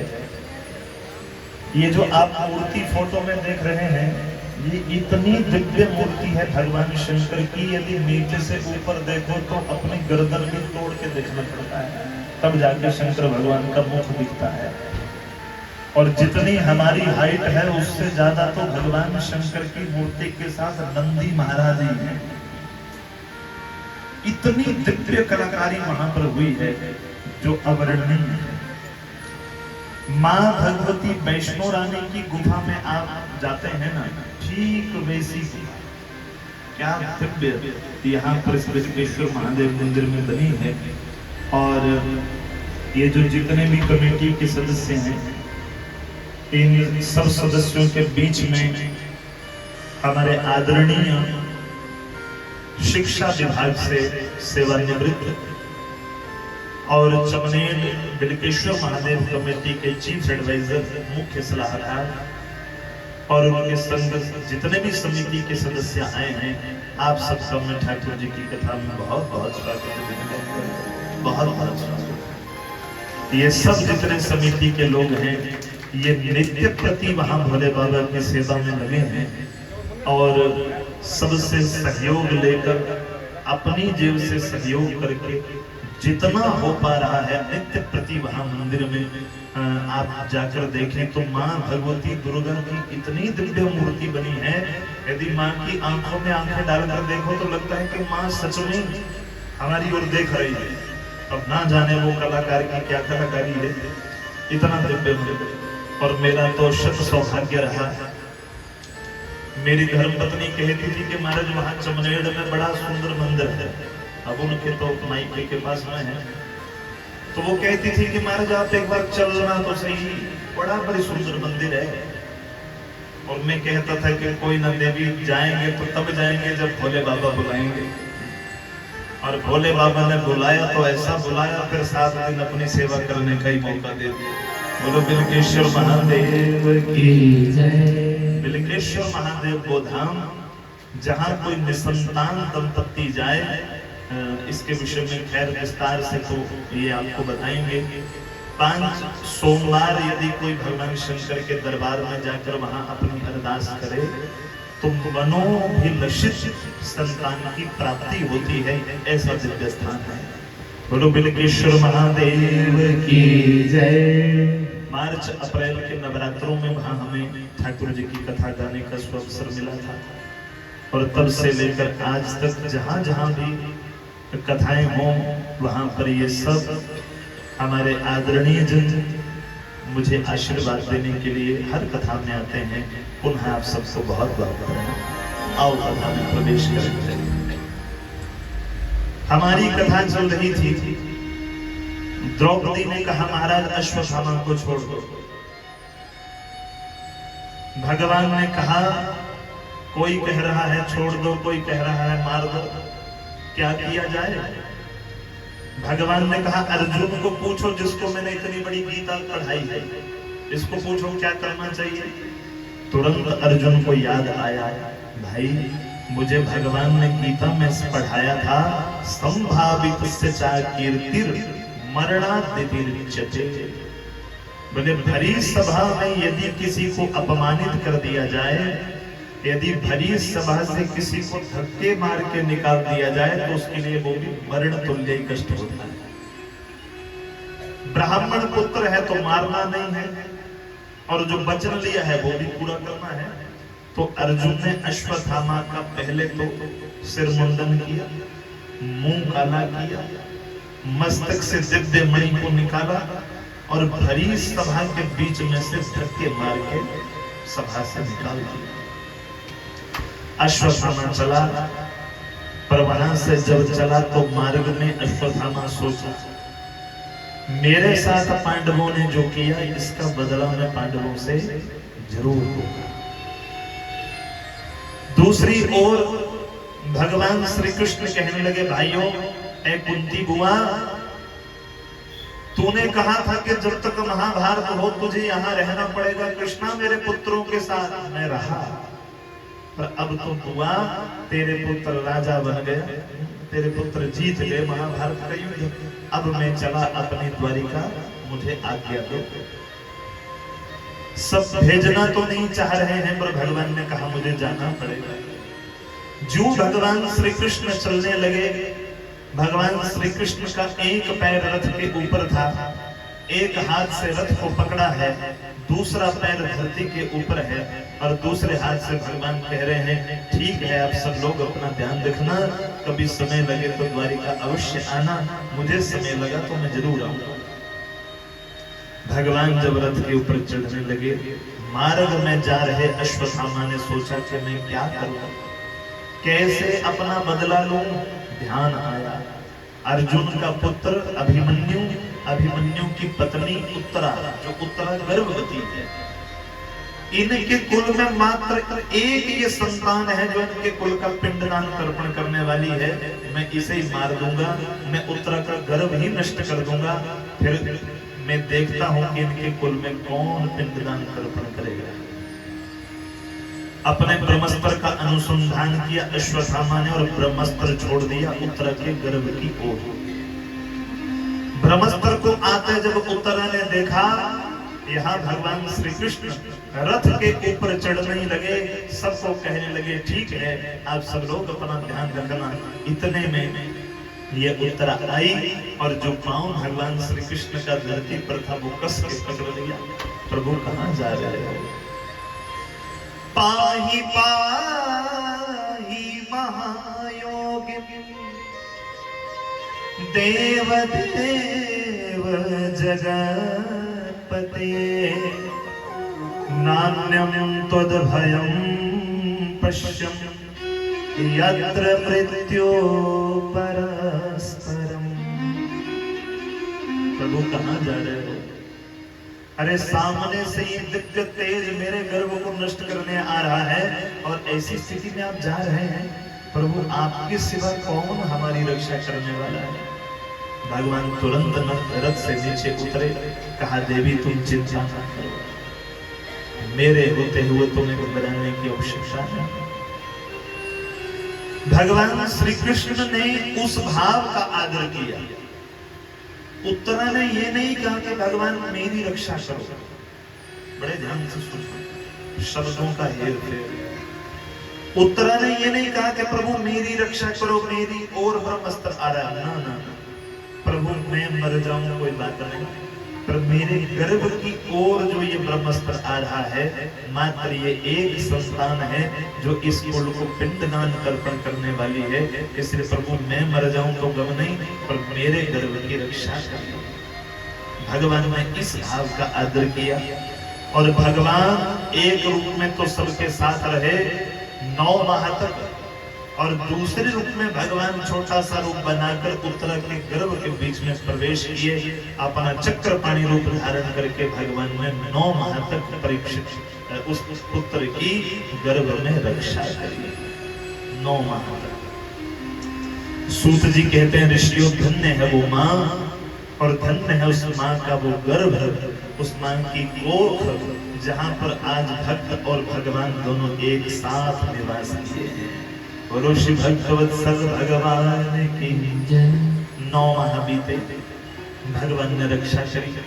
तदुपरांत भगवान कहने लगे बुआ अब तेरे सारे काम हो गए, तेरा बेटे राजा भी बन गया, युद्ध भी जीत गए, उत्तरा के गर्भ की रक्षा भी हो गई, अब मुझे आज्ञा दो, मैं चला अपनी द्वारिका। जब से आया हूं तुम भेज ही नहीं रहे हो मेरे को वापस द्वारिका में, अरे अब मुझे मत रोकना, अब मैं चला मेरी द्वारिका। पर अब जब भगवान चलने लगे, बड़ा दिव्य चमत्कार हुआ। जो भगवान ने जाने की बात की, तो जो भगवान आज तक कुंती बुआ को प्रणाम करते थे, वही कुंती बुआ उल्टा भगवान के चरणों में आकर गिर गई। कुंती बुआ ने दोनों हाथ जोड़ लिए, प्रभु आप सच बताओ ना, आप भगवान हैं? अरे केशव सच बताना तो भगवान है ना? भगवान कहने लगे बुआ तेरा दिमाग सठिया गया है, उल्टी गंगा बहा रही है। अरे बुआ भतीजे को प्रणाम नहीं करती, भतीजा बुआ को प्रणाम करता है। ये क्या उल्टी गंगा बहा रही है? बुआ कहने लगी कि नैया, ये जो तेरी माया है ना, ये बड़ी खतरनाक है। अरे जब मेरे को इस बात का विश्वास होता है कि तू भगवान है, तभी तू आता है और मीठी मीठी बुआ बुआ बुआ कहते, और मैं सब भूल जाते रे कोई भगवान नहीं, मेरा भतीजा ही है। इसलिए ये जो तेरी माया है ना, आज तक तो मेरे को भ्रमित करती रही, पर अब मैं भ्रमित होने वाली नहीं। सच बताना, तू भगवान है।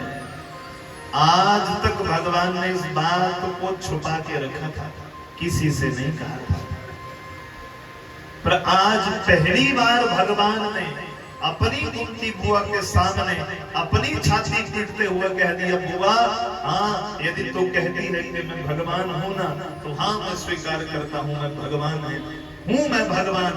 क्या मांगना चाहती है भगवान से? जो मांगना चाहती है सो मांग। क्योंकि भगवान किसे कहते हैं? भगवान का एक नाम है दाता। दाता मतलब देने वाला। बुआ तो कहती है कि मैं भगवान हूं, तो भगवान ने सबको बुलाया।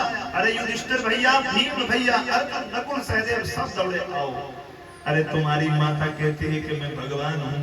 हाँ मैं हूं भगवान, मांग लो मेरे से जो मांगना चाहते हो, हूं मैं भगवान। मेरी बुआ ने कहा तो मैंने मान लिया कि हाँ हूं मैं भगवान। सबको मांगने के लिए कहा तो सब लाइन बनाकर खड़े हो गए। सबसे पहले बारी आई युधिष्ठिर भैया की, मांगो क्या मांगते हो।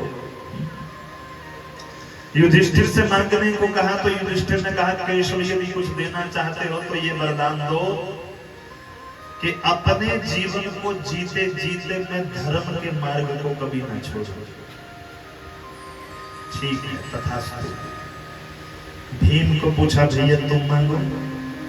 बोले, केशव यदि कुछ देना चाहते हो तो ये वरदान दो। यूं तो हम पहले ही बहुत बदनाम हैं, लोग कहते हैं कि ये बहुत भोजन करता है, पर बस खाते पीते सोते जगते हर समय आपका नाम मेरी जुबान पर है, ऐसा मुझे वरदान दे दो। भगवान ने कहा तथास्तु। अर्जुन को पूछा, तुम मांगो। अर्जुन ने पूछा, कहा प्रभु मैं क्या मांगू? आप मेरे गुरुजी, मैं आपका शिष्य, शिष्य से हम शादी मांगता हूं प्रपन्ना। इतनी बड़ी गीता पढ़ा दी, फिर मांगना क्या रह गया? अब प्रभु कुछ मांगना बाकी नहीं, बस आपकी कृपा, आपकी अनुकंपा बनी रहे। तथास्तु। नकुल सहदेव को पूछा, कहा प्रभु आपकी कृपा बनी रहे और बड़े भाइयों की सेवा मिलती रहे। तथास्तु। द्रौपदी को पूछा, तुम मांगो देवी।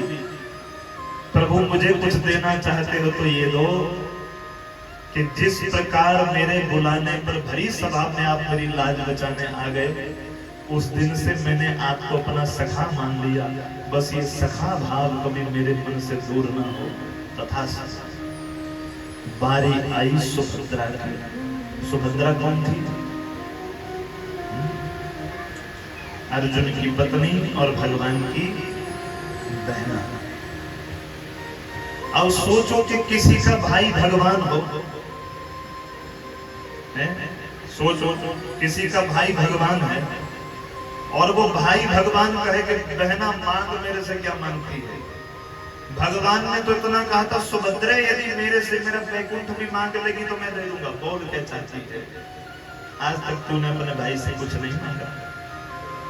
सबकी नजरें घूम गई सुभद्रा की तरफ। बड़े ध्यान से सुनो, सबकी नजरें घूम गई सुभद्रा की तरफ। कहीं सुभद्रा कोई सांसारिक वस्तु ना मांग ले, क्योंकि भगवान की बहन है, अब तो कुछ भी मांग सकती है। कहीं भगवान से ऐसी वस्तु ना मांग ले जिसके कारण हमारे कुल की बदनामी हो जाए। अरे देखो, इस कुल में आकर सुभद्रा ने अपने भाई से सांसारिक वस्तु मांग ली। सब देखने लगे डरे डरे हुए कि मानो ना जाने सुभद्रा क्या मांग लगी।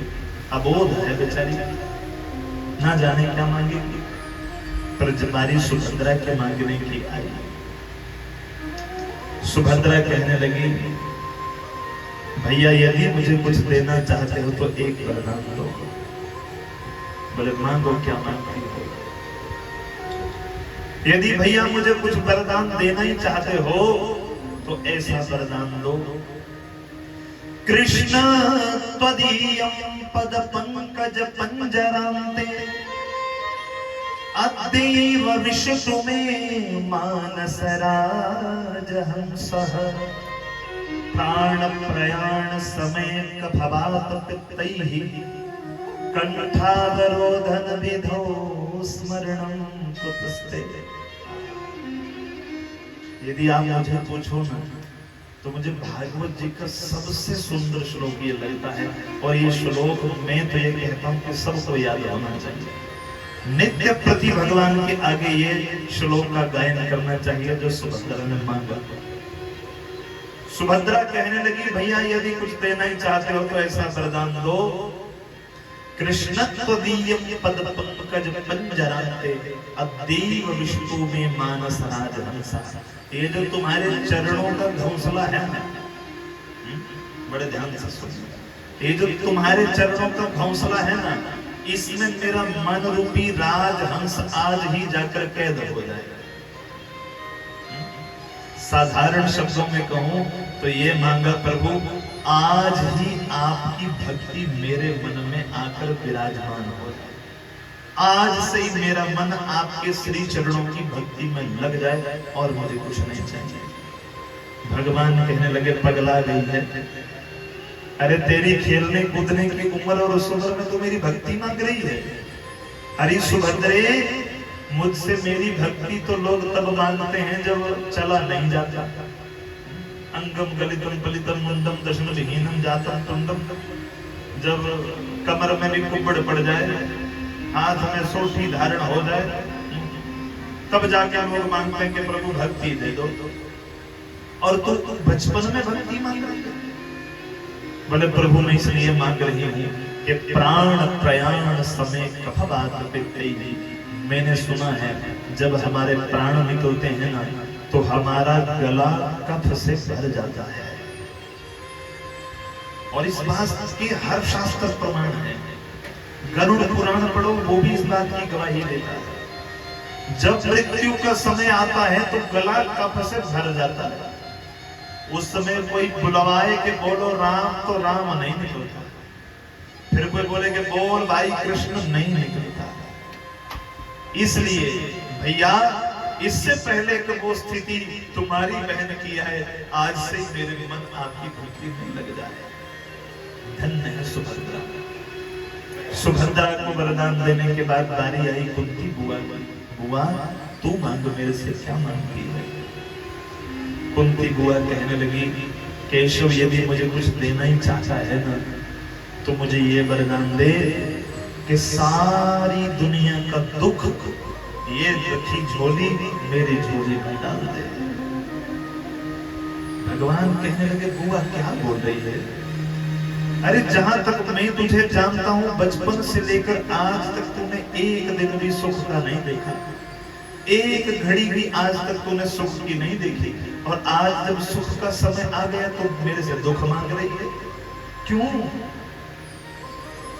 बुआ कहने लगी कन्हैया, वो इसलिए कि जब तक मेरे जीवन में दुख रहा तो अपनी बुआ के साथ रहा, और आज जब सुख का समय आया तो तू अपनी बुआ को छोड़ के जा रहा है। तेरे वियोग में मुझे भले दुनिया का बड़े से बड़ा सुख मिल जाए, मुझे वो भी स्वीकार नहीं, पर तू मेरे साथ रहे, फिर मुझे दुनिया का भी दुख झेलना पड़ जाए तो मुझे कोई गम नहीं। पुरुष भक्तवत्सल भगवान की।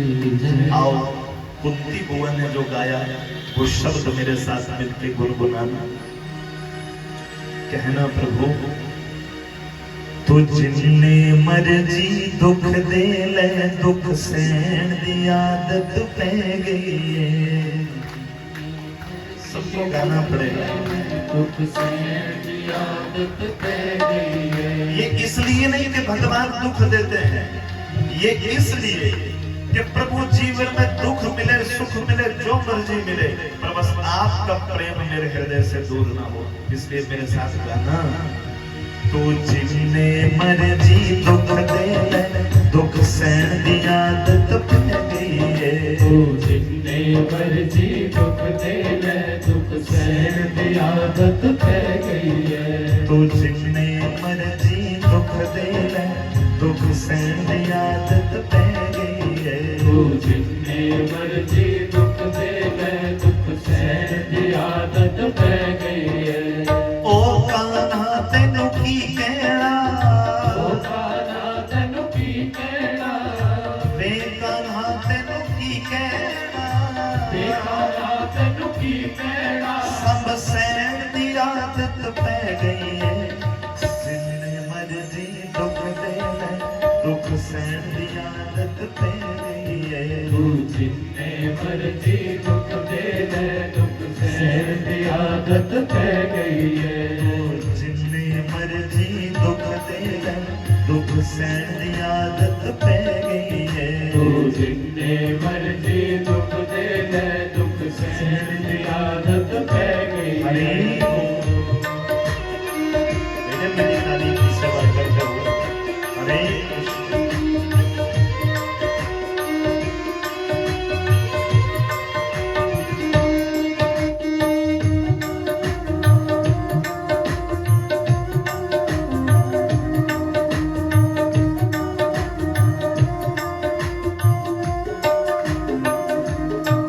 साडे चेहरे उत्ते लिखियां ने साडे दिल ते जो बीतियां ने साडे दिल ते जो बीतियां ने साडे दिल ते जो बीतियां ने असी भुलना चाहिए भुलदे नहीं साडे नाल तू जो कीतियां ने साडे नाल तू जो कीतियां ने साडे नाल तू जो कीतियां ने सानू मंदड़ा बोलिया माफ करी मंदड़ा बोलिया माफ करी सानू मंदड़ा बोलिया माफ करी मंदड़ा बोलिया माफ करी सच कहण दी आदत पै गई है जिन्ने मर्जी दुख दे ले दुख सहन दी आदत पै गई है तू जिन्ने मर्जी दुख दे ले दुख सहन दी आदत पै गई है जिन्ने मर्जी दुख दे ले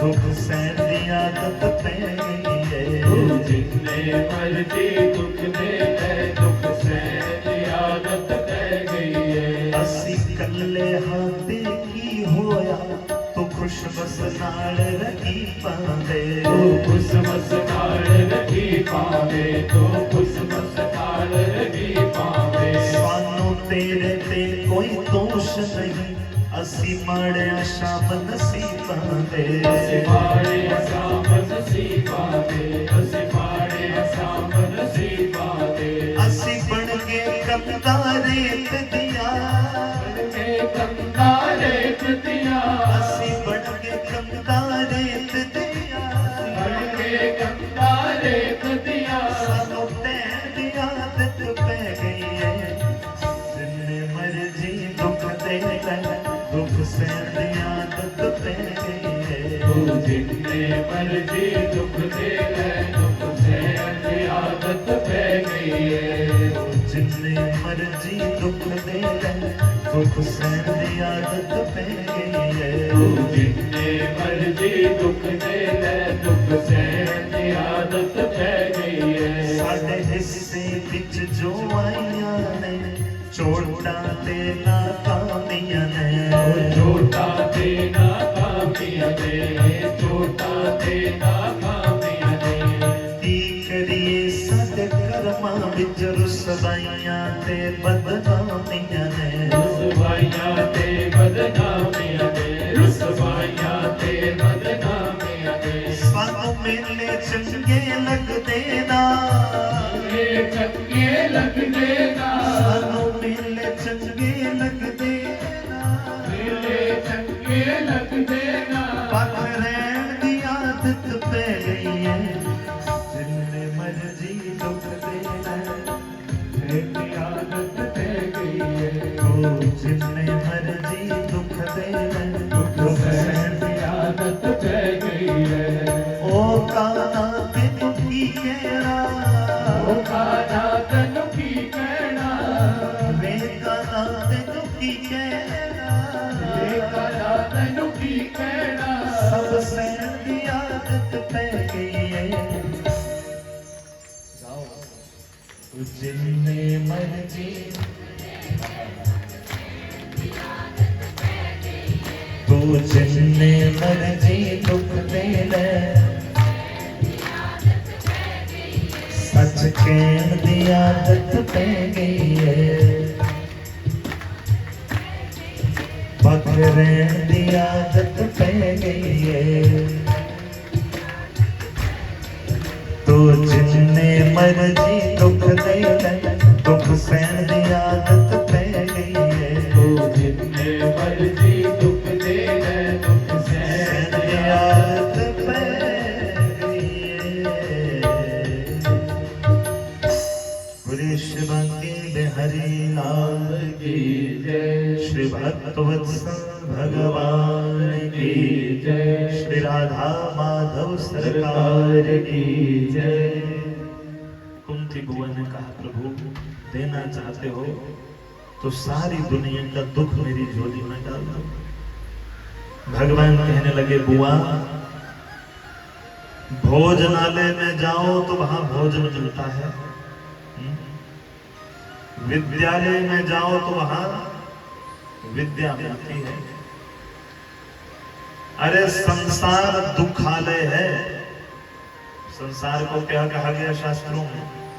दुखालय। और दुखालय में क्या मिलता है? दुख। परंतु संसार दुख दे सकता है बुआ, मेरा नाम तो आनंद सिंधु सुख राशि है। तू भले दुख मांग पर मेरे पास दुख है ही नहीं तो मैं कहां से दूंगा? अरे मेरे पास तो सिर्फ आनंद ही मिलता है बुआ, बाकी कुछ नहीं मिलता। इसलिए भगवान ने बुआ को परमानंद का वरदान प्राप्त करके भगवान द्वारिका के लिए प्रस्थान किए। तदोपरांत वर्णन आता है भगवान के जाने के बाद ये जो उत्तरा का गर्भ था, इसी संतान ने जन्म लिया। जन्म लेने के बाद जन्मते ही ये पुत्र चारों ओर नजर घुमाकर देखने लगा। चारों ओर नजर घुमाकर ये देखने लगा कि जिसने मेरी 9 माह तक गर्भ में रक्षा करी, इनमें से वो कौन से बालक है? किसने मेरी रक्षा करी 9 महीने? चारों ओर देखने से और चारों ओर देखकर परीक्षण करने से परितः ईक्षितः इति परीक्षितः नाम पड़ गया परीक्षित। सूत जी कहने लगे ऋषियों, यही जो अभिमन्यु और उत्तरा की संतान हुई उसका नाम राजा परीक्षित। राजा परीक्षित राजा कैसे बने? बोले सुनो। भगवान के द्वारिका जाने के बाद कुछ समय के बाद भगवान से मिलने अर्जुन गए। अर्जुन को पता चला कि भगवान इस धराधाम को छोड़कर अपने स्वधाम गमन कर गए। ये बात जानकर अर्जुन को चले 6 महीने हो गए द्वारिका से हस्तिनापुर, पर हस्तिनापुर ही नहीं पहुंच पा रहे थे। अर्जुन का मुख देखा तो भाइयों ने पूछा क्या हो गया, तो क्यों उदास है? मां ने पूछा तो अर्जुन ने कह दिया मां भगवान श्री कृष्ण अपने धाम चले गए। बस इतना सुनने की देर एक कुंती बुआ ने श्री कृष्ण शरणम मम इतना कहते हुए अपनी देह का परित्याग कर दिया। मां के जाने के बाद 5 पांडवों ने अपने पौत्र परीक्षित को राज सिंहासन के ऊपर बिठाया और स्वयं स्वर्गारोहण के लिए चले गए। राजा परीक्षित को जो ज्ञान पांडवों से मिला, उसी ज्ञान का आश्रय लेकर राजा परीक्षित ने प्रजा का पालन किया। जिस प्रकार पांडवों के राज्य में सब लोग सुखी थे, कोई दुखी नहीं था, उसी प्रकार से राजा परीक्षित के राज्य में भी कोई प्रजा का व्यक्ति दुखी नहीं था। सबके पास सब सुख साधन थे। सुख साधन क्यों थे? शास्त्र कहता है उत्तम राजा कौन है?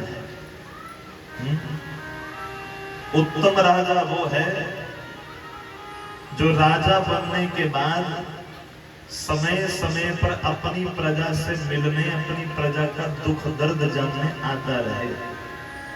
ये नहीं कि एक बार बना दिया एमएलए और फिर 5 साल हटके मुखड़ा ही नहीं दिखाया, उसको नहीं कहते राजा। राजा कौन होता है? राजा वो है जिसको नित्य प्रति अपनी प्रजा के दुख का और सुख का चिंतन है।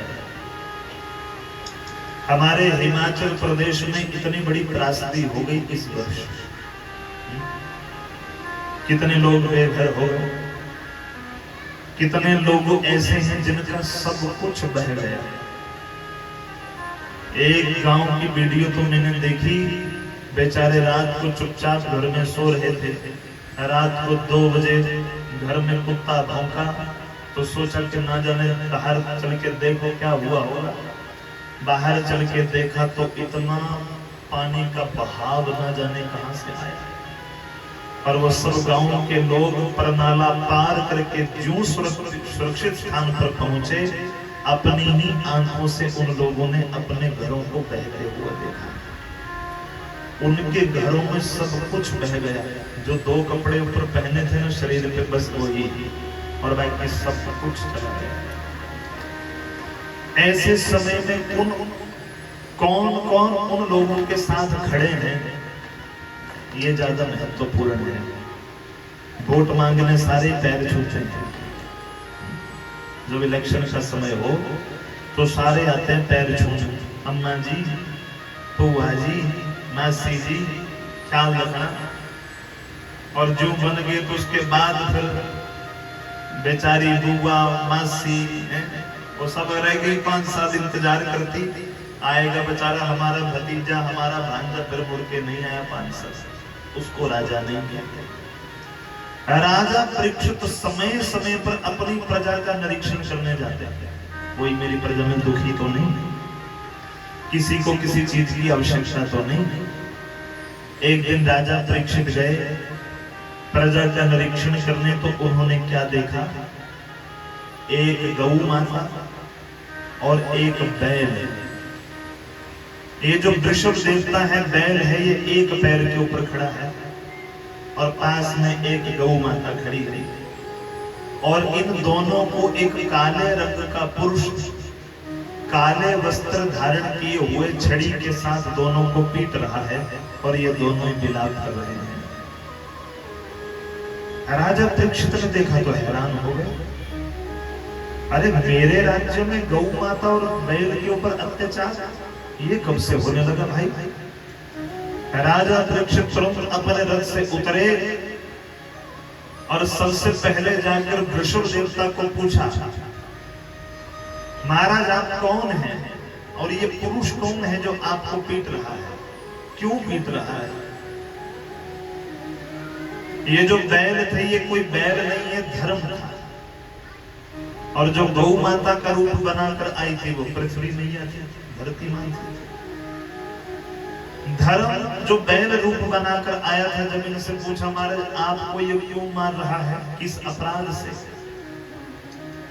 धर्म कहने लगे, राजन कोई किसी को नहीं मारता, कोई किसी को सुख दुख नहीं देता। अवश्यमेव भुक्तव्यं कृतकर्मं शुभाशुभम्। अपने अच्छे कर्म और बुरे कर्मों का फल हम सबको भोगना पड़ता है। हो सकता है हमारे कर्म ऐसे रहे होंगे जिनका फल मिल रहा है। ये बात सुनकर राजा परीक्षित समझ गई ये कोई साधारण बैल नहीं हो सकता। निवेदन किया, महाराज क्या आप धर्म हैं? बोले हाँ तुमने सही पहचाना। गौ मां? बोले ये धरती है। आपको क्यों पीट रहा है? बोले इसका नाम कलयुग है। द्वापर युग बीत गया राजन, कलयुग आ गया है और कलयुग में ये सब कुछ होगा। कलयुग में संत ब्राह्मण गौ माता इनके ऊपर खूब अत्याचार होंगे, भर भर के होंगे। इसलिए ये कलयुग की पहली निशानी है। राजा परीक्षित को क्रोध आया कि जब ये इतना बड़ा दुष्ट है तो मैं इसको छोड़ूंगा ही नहीं, मार दूंगा। तुरंत अपने धनुष के ऊपर बाण चढ़ाए और जू मारने लगे। क्यों? कलयुग आया और चरणों में आके गिर गया।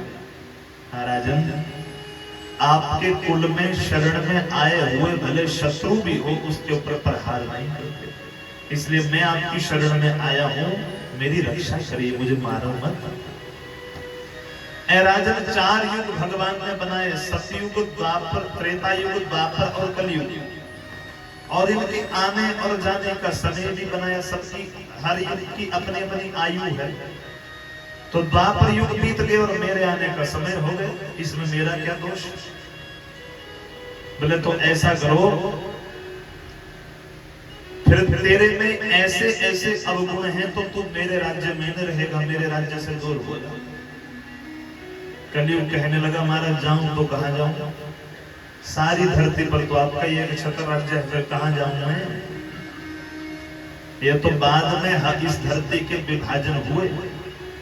हमारे वेद शास्त्र तो कहते हैं एक समय ऐसा था जब सिंधु से बिंदु तक भारतवर्ष ही था।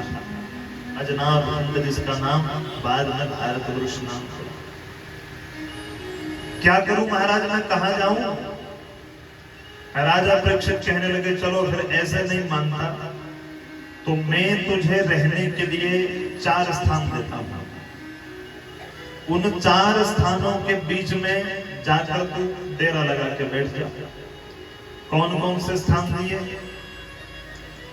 बोले, द्यूतम पानम स्त्रियः सोना यत्र धर्मश्चतुर्विधः। 4 स्थान दिए कलयुग को। कौन कौन से? पहला स्थान, जोर से बोलो, पहला स्थान जहां पर जुआ खेला जाता है। पहला स्थान कहां? जोर से बोलिए, आज कुछ ज्यादा दिले हो गए हैं सब लोग। पहला स्थान जहां पर जुआ खेला जाता हो। नहीं, आपको देखकर तो मैं थोड़ी हिम्मत करके आया था, क्योंकि देखो इन दिनों मेरी थोड़ी अपनी तबीयत गड़बड़ चल रही है। इस कथा से पहले ही कुछ समय के लिए, क्योंकि लगातार कथाएं थी, जनवरी से लेकर जून तक एक दिन की रेस्ट नहीं हो पाई, तो फिर इकट्ठा ही बवाल निकला कई बार और सीधे हॉस्पिटल में एडमिट हो गए। तो ताजे ताजे डिस्चार्ज होकर सीधे यहीं आए हैं। पर मैं सोचता हूँ कि आप में एनर्जी हो तो थोड़ी मेरे में भी बनी रहे, और जब आपके चेहरे लटके होते हैं तो मेरी तो पहले तबीयत खराब हो जाती है। बोलो मांग के बिहारी लाल। पहला स्थान, जोर से बोलिए, जहां पर जुआ खेला जाता है। अच्छा, फिर जुआ चाहे ऑफलाइन हो चाहे ऑनलाइन हो। हाँ, अब थोड़ा अपडेशन हो गई है जुए में। पहले तो होता था ऑफलाइन, आजकल ऑनलाइन भी होता है। ड्रीम 11 और जूपी, अब पता नहीं, इनको तो पता है सारा है, ना जाने कौन कौन से सॉफ्टवेयर। और ये कहने सुनने में तो बात बड़ी हास्यास्पद लग रही है, पर उन परिवारों से जाकर पूछो जिनके बच्चों ने माता पिता के लाखों उड़ा दिए इनके चक्कर में। लाखों उड़ा दिए, माता पिता को पता ही नहीं लगा। बच्चों ने ऑनलाइन गेम में खेल खेल के पता लगा पिता को मेरा अकाउंट खाली, कहां गए पैसे, वो बच्चों ने सब उड़ा दिया। इसलिए माताओं, जुआ चाहे ऑनलाइन हो चाहे ऑफलाइन हो, दोनों में किसका भाषा होता है? हाँ, रातों रात अमीर बनने के सपने मत रखना, ये बड़े खतरनाक है। मेहनत करिए, और ये जो 10 नाखून भगवान ने दिए हैं ना, खूब। अच्छा, दिन की कमाई से यदि गुजारा नहीं हो रहा तो रात को कहीं और ड्यूटी ज्वाइन करो। दिन की कमाई से गुजारा नहीं हो रहा तो रात को कोई और बिजनेस करो, परंतु मेहनत का पैसा जो है ना, बस यही फलता है। और जो 2 नंबर की कमाई है वो 2 नंबर में ही चली जाती है। पहला स्थान जुआ, दूसरा स्थान पानम, मैंने शराब। जोर से बोलो तो, कहां पर? जोर से बोलो। दूसरा स्थान शराब। अच्छा, आपने समुद्र मंथन की कथा सुनी होगी। अमृत कहां से निकला था? समुद्र से। और शराब कहां से निकली थी? फिर अमृत किसको दिया गया था और शराब किसको दी गई थी? ये तो आपको तो सारा ही पता है, मैं क्या सुनाऊंगा कल। अमृत किसको दिया गया था? देवताओं को। और शराब किसको दी गई? मदिरा दैत्यों को। किसको दी गई? इसलिए आप सब देवता ही बने रहे, मैं तो ये चाहता हूं। बोलो बांके बिहारी लाल की। दूसरा स्थान है कलयुग का शराब। बड़ी खतरनाक चीज है। और शराब पीने के बाद व्यक्ति को दैत्य बनने में ज्यादा देर भी नहीं लगती। शराब से पहले वही व्यक्ति बड़ा भला मानस होता है, पर जब वो चली जाती है अंदर तो उसके बाद वो कब दैत्य बन जाए कोई पता नहीं। और शास्त्र तो यहां तक कहते हैं, सुनो एक और बात याद आ गई। जिस पात्र में कभी शराब रखी गई थी, जिस बोतल में कभी शराब रखी गई थी, उस बोतल से शराब निकालकर भले आपने 100 बार 20 बार से धोई हो, परंतु उस बोतल में 100 बार धोने के बाद भी यदि गंगा जल रखा जाए तो गंगा जल भी अपवित्र हो जाता है। समझाई बात? उस बोतल में यदि 10 साल के बाद भी आपने गंगा जल रखा तो गंगा जल जो इतना पवित्र है, उस बोतल का स्पर्श करके, उस पात्र का स्पर्श करके वो गंगा जल भी अपवित्र हो जाता है। ये शास्त्र का प्रमाण है, मेरी मन गढ़ंत बात नहीं है। अच्छा सोचो, वही शराब जब हमारे अंदर जाती होगी तो हमारे गुरुदेव भगवान कहते हैं, ये जो नर नारायणी देह हमें भगवान ने दी, इस नर नारायणी देह में भगवान का वास है। इसका परंतु जब हम शराब, मीट, मछली, अंडा, सिगरेट, बीड़ी, सिगरेट, तंबाकू, जर्दा, चिट्टा, काला, डैश डैश डैश डैश जो भी होता है, जब ये भीतर जाता है तो भीतर से भगवान चले जाते हैं और नकारात्मक शक्तियां, भूत प्रेतों का वास हमारे शरीर में हो जाता है। फिर दौड़े रहो चेलों के पास, फिर चेले के पास जाके हमारे पता नहीं नींद नहीं आती रात को, ना जाने किसी ने कुछ कर दिया है। जिसका खान पान शुद्ध है, भागवत जी कहते हैं कि जिसका खान पान शुद्ध है ना, उसको नकारात्मक शक्तियां स्पर्श भी नहीं कर सकती, जलकर भस्म हो जाती, छू भी नहीं सकती, बीच में आना तो दूर की बात। इसलिए दूसरा स्थान कहो शराब। तीसरा स्थान पर स्त्री गमन और पर पुरुष गमन। एक नारी व्रतधारी सदा ब्रह्मचारी, एक पति व्रत धारिणी सदा ब्रह्मचारिणी। जो भगवान ने हमें हमारे कर्मों के अनुसार दे दिया, फिर उसमें या तो एडजस्ट कर लो या कंप्रोमाइज कर लो। जो पति पत्नी मिल गए, जो भगवान ने दे दिया, उसमें अपने मन को शांत रखो। उसके अलावा पर स्त्री पर पुरुष की ओर देखना भी अपराध है, ऐसा शास्त्र में वर्णन है। जो व्यक्ति पर स्त्री गमन करता है, जो देवी पर पुरुष गमन करती है, उसके सिर के ऊपर भी कलयुग का निवास हो जाता है। फिर उसे कोई अच्छे बुरे का पता नहीं चलता कि मैं क्या कर रही हूं, क्या नहीं कर रही। चौथा स्थान बोले जहां पर हिंसा होती हो, जहां पर मार धाड़ होती हो, जहां अपने से कमजोर वर्ग के लोगों के ऊपर अत्याचार होते हो, वहां पर भी किसका निवास होता है? कलयुग का वास होता है। 4 स्थान दे दिए राजा परीक्षित। कलयुग कहने लगा महाराज 4 कमरे दिए तो चारों एक जैसे दे दिए, कोई एक आधा ड्राइंग हॉल भी दे देते को बढ़िया सा, कोई वीआईपी गेस्ट आ जाए तो कहां बिठाएंगे। 4 कमरे दिए वो भी अंधेरी गुफा दे दी, एक आध कोई बढ़िया जहां पर सूर्य का प्रकाश पड़ता हो, चमचम हो, कोई वीआईपी गेस्ट आ जाए तो कहां बिठाएंगे महाराज? राजा परीक्षित कहने लगे कि तेरे में कोई अच्छा गुण ही नहीं है तो तेरे को मैं क्यों अच्छा स्थान दूं? कलयुग कहने लगा महाराज ऐसी बात नहीं, जो मेरे में गुण है वो किसी युग में है भी नहीं। कौन सा? यत् फलं नास्ति तपसा न योगेन समाधिना तत्फलं लभते सम्यक् कलौ केशव कीर्तना। बोले बाकी के युगों में जो फल तपस्या करने से, ध्यान समाधि योग करने से मिलता है, कलयुग में वही फल मात्र भगवान के नाम का उच्चारण करने से मिल जाता है।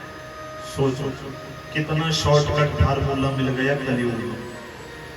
यदि योग साधना ना कर पाओ कोई बात नहीं, समाधि ना लगा पाओ कोई बात नहीं, तो क्या करो?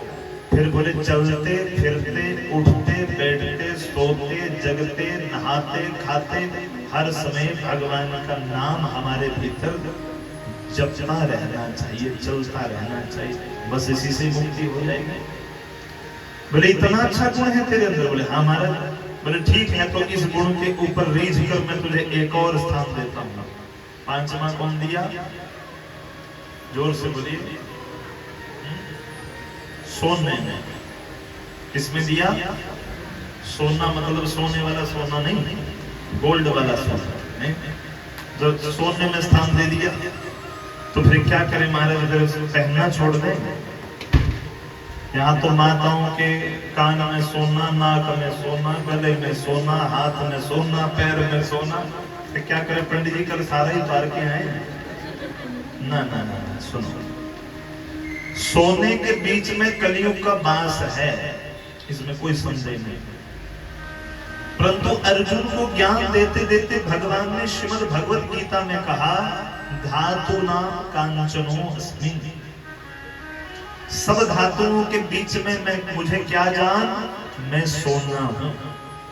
सब धातुओं के बीच भगवान क्या है? बोलिए तो। सब धातुओं के बीच भगवान का निवास सोने के बीच में है, स्वर्ण के बीच में। अच्छा, आपके घर में जब पूजा होती है तो पंडित जी आपसे प्रतिमा मंगवाते हैं, तो काय की मंगवाते हैं? तो क्या पंडित जी का कोई ज्वेलरी हाउस है जहां इकट्ठा कर रहे हैं? ना ना, सोने किस लिए मंगवाते हैं कि सोने के बीच में पहले से ही भगवान का वास है, और जब उस पे भगवान के स्वरूप का छापा लगता है, उसकी प्राण प्रतिष्ठा की जाए, तो ऐसी मूर्ति का पूजन करने से यजमान का मनोरथ सिद्ध हो जाता है। इसलिए ब्राह्मण कहते हैं कि सोने की प्रतिमा।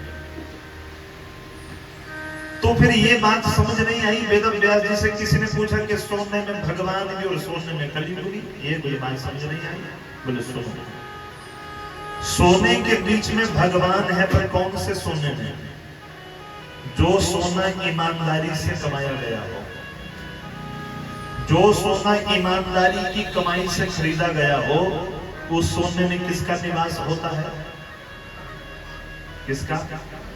भगवान का। तो डरने वाली बात नहीं, कुछ खोलने की जरूरत नहीं है। जिन्होंने बड़ी अपनी नेक कमाई से खरीद के डाला है वो पाए डाले रखे, कोई समस्या नहीं, उसमें तो भगवान ही। पहली बात तो जो नेक कमाई का, ईमानदारी की कमाई से खरीदा गया सोना है, उसमें भगवान का निवास होता है। और खरीदने के बाद सोना कभी भी सुनार की दुकान में पहनना नहीं चाहिए। अक्सर माताएं जाती हैं कि वहीं डाल के देख के बढ़िया, अच्छा फिर देखने में तो कोई हर्ज नहीं, पर वहीं उसको परमानेंट डाल लिया, ऐसा नहीं करना चाहिए। क्या करना चाहिए? बोले जब सोना आपने खरीदा, वो सोना अपने घर में लाकर पहले ठाकुर जी के अर्पण करके फिर अपने शरीर के ऊपर धारण करना चाहिए। तो ऐसे सोने में कभी कलयुग का निवास नहीं होता। तो कलयुग का निवास कौन से सोने में होता है? चोरी से कमाया गया सोना, पाप की कमाई से खरीदा गया सोना। हमारे यहाँ एक बड़ी कुरीति चली, वो कोई मिले मेरे से तो कहे, पंडित जी जो कोई कहते हैं कि जो कहीं गिरा हुआ सोना मिल जाए वो बड़ा शुभ होता है। आपके यहाँ भी बोलते हैं ऐसा कि अगर कहीं सोना पड़ा हुआ मिल जाए तो बड़ा शुभ होता है।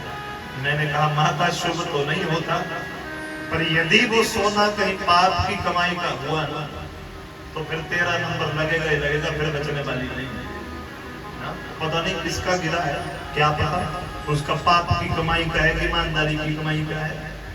उस मिले हुए सोने को कभी अपने शरीर के ऊपर धारण नहीं करना चाहिए। ऐसा सोना, जिन बच्चों ने सारा जीवन अपने माता पिता की सेवा नहीं की, जिन बहुओं ने सारा जीवन अपने सास ससुर की सेवा नहीं की, और मरती बार जब उनका अंतिम समय आया तो कहा कि मम्मी जी जब मंगलसूत्र तो मुझे दे दिया, मुझे भोगना, पापा जी की अंगूठी तो दे दो, ये तो सोने दी, मुझे पता क्या पड़ा है सोना, समझ लो।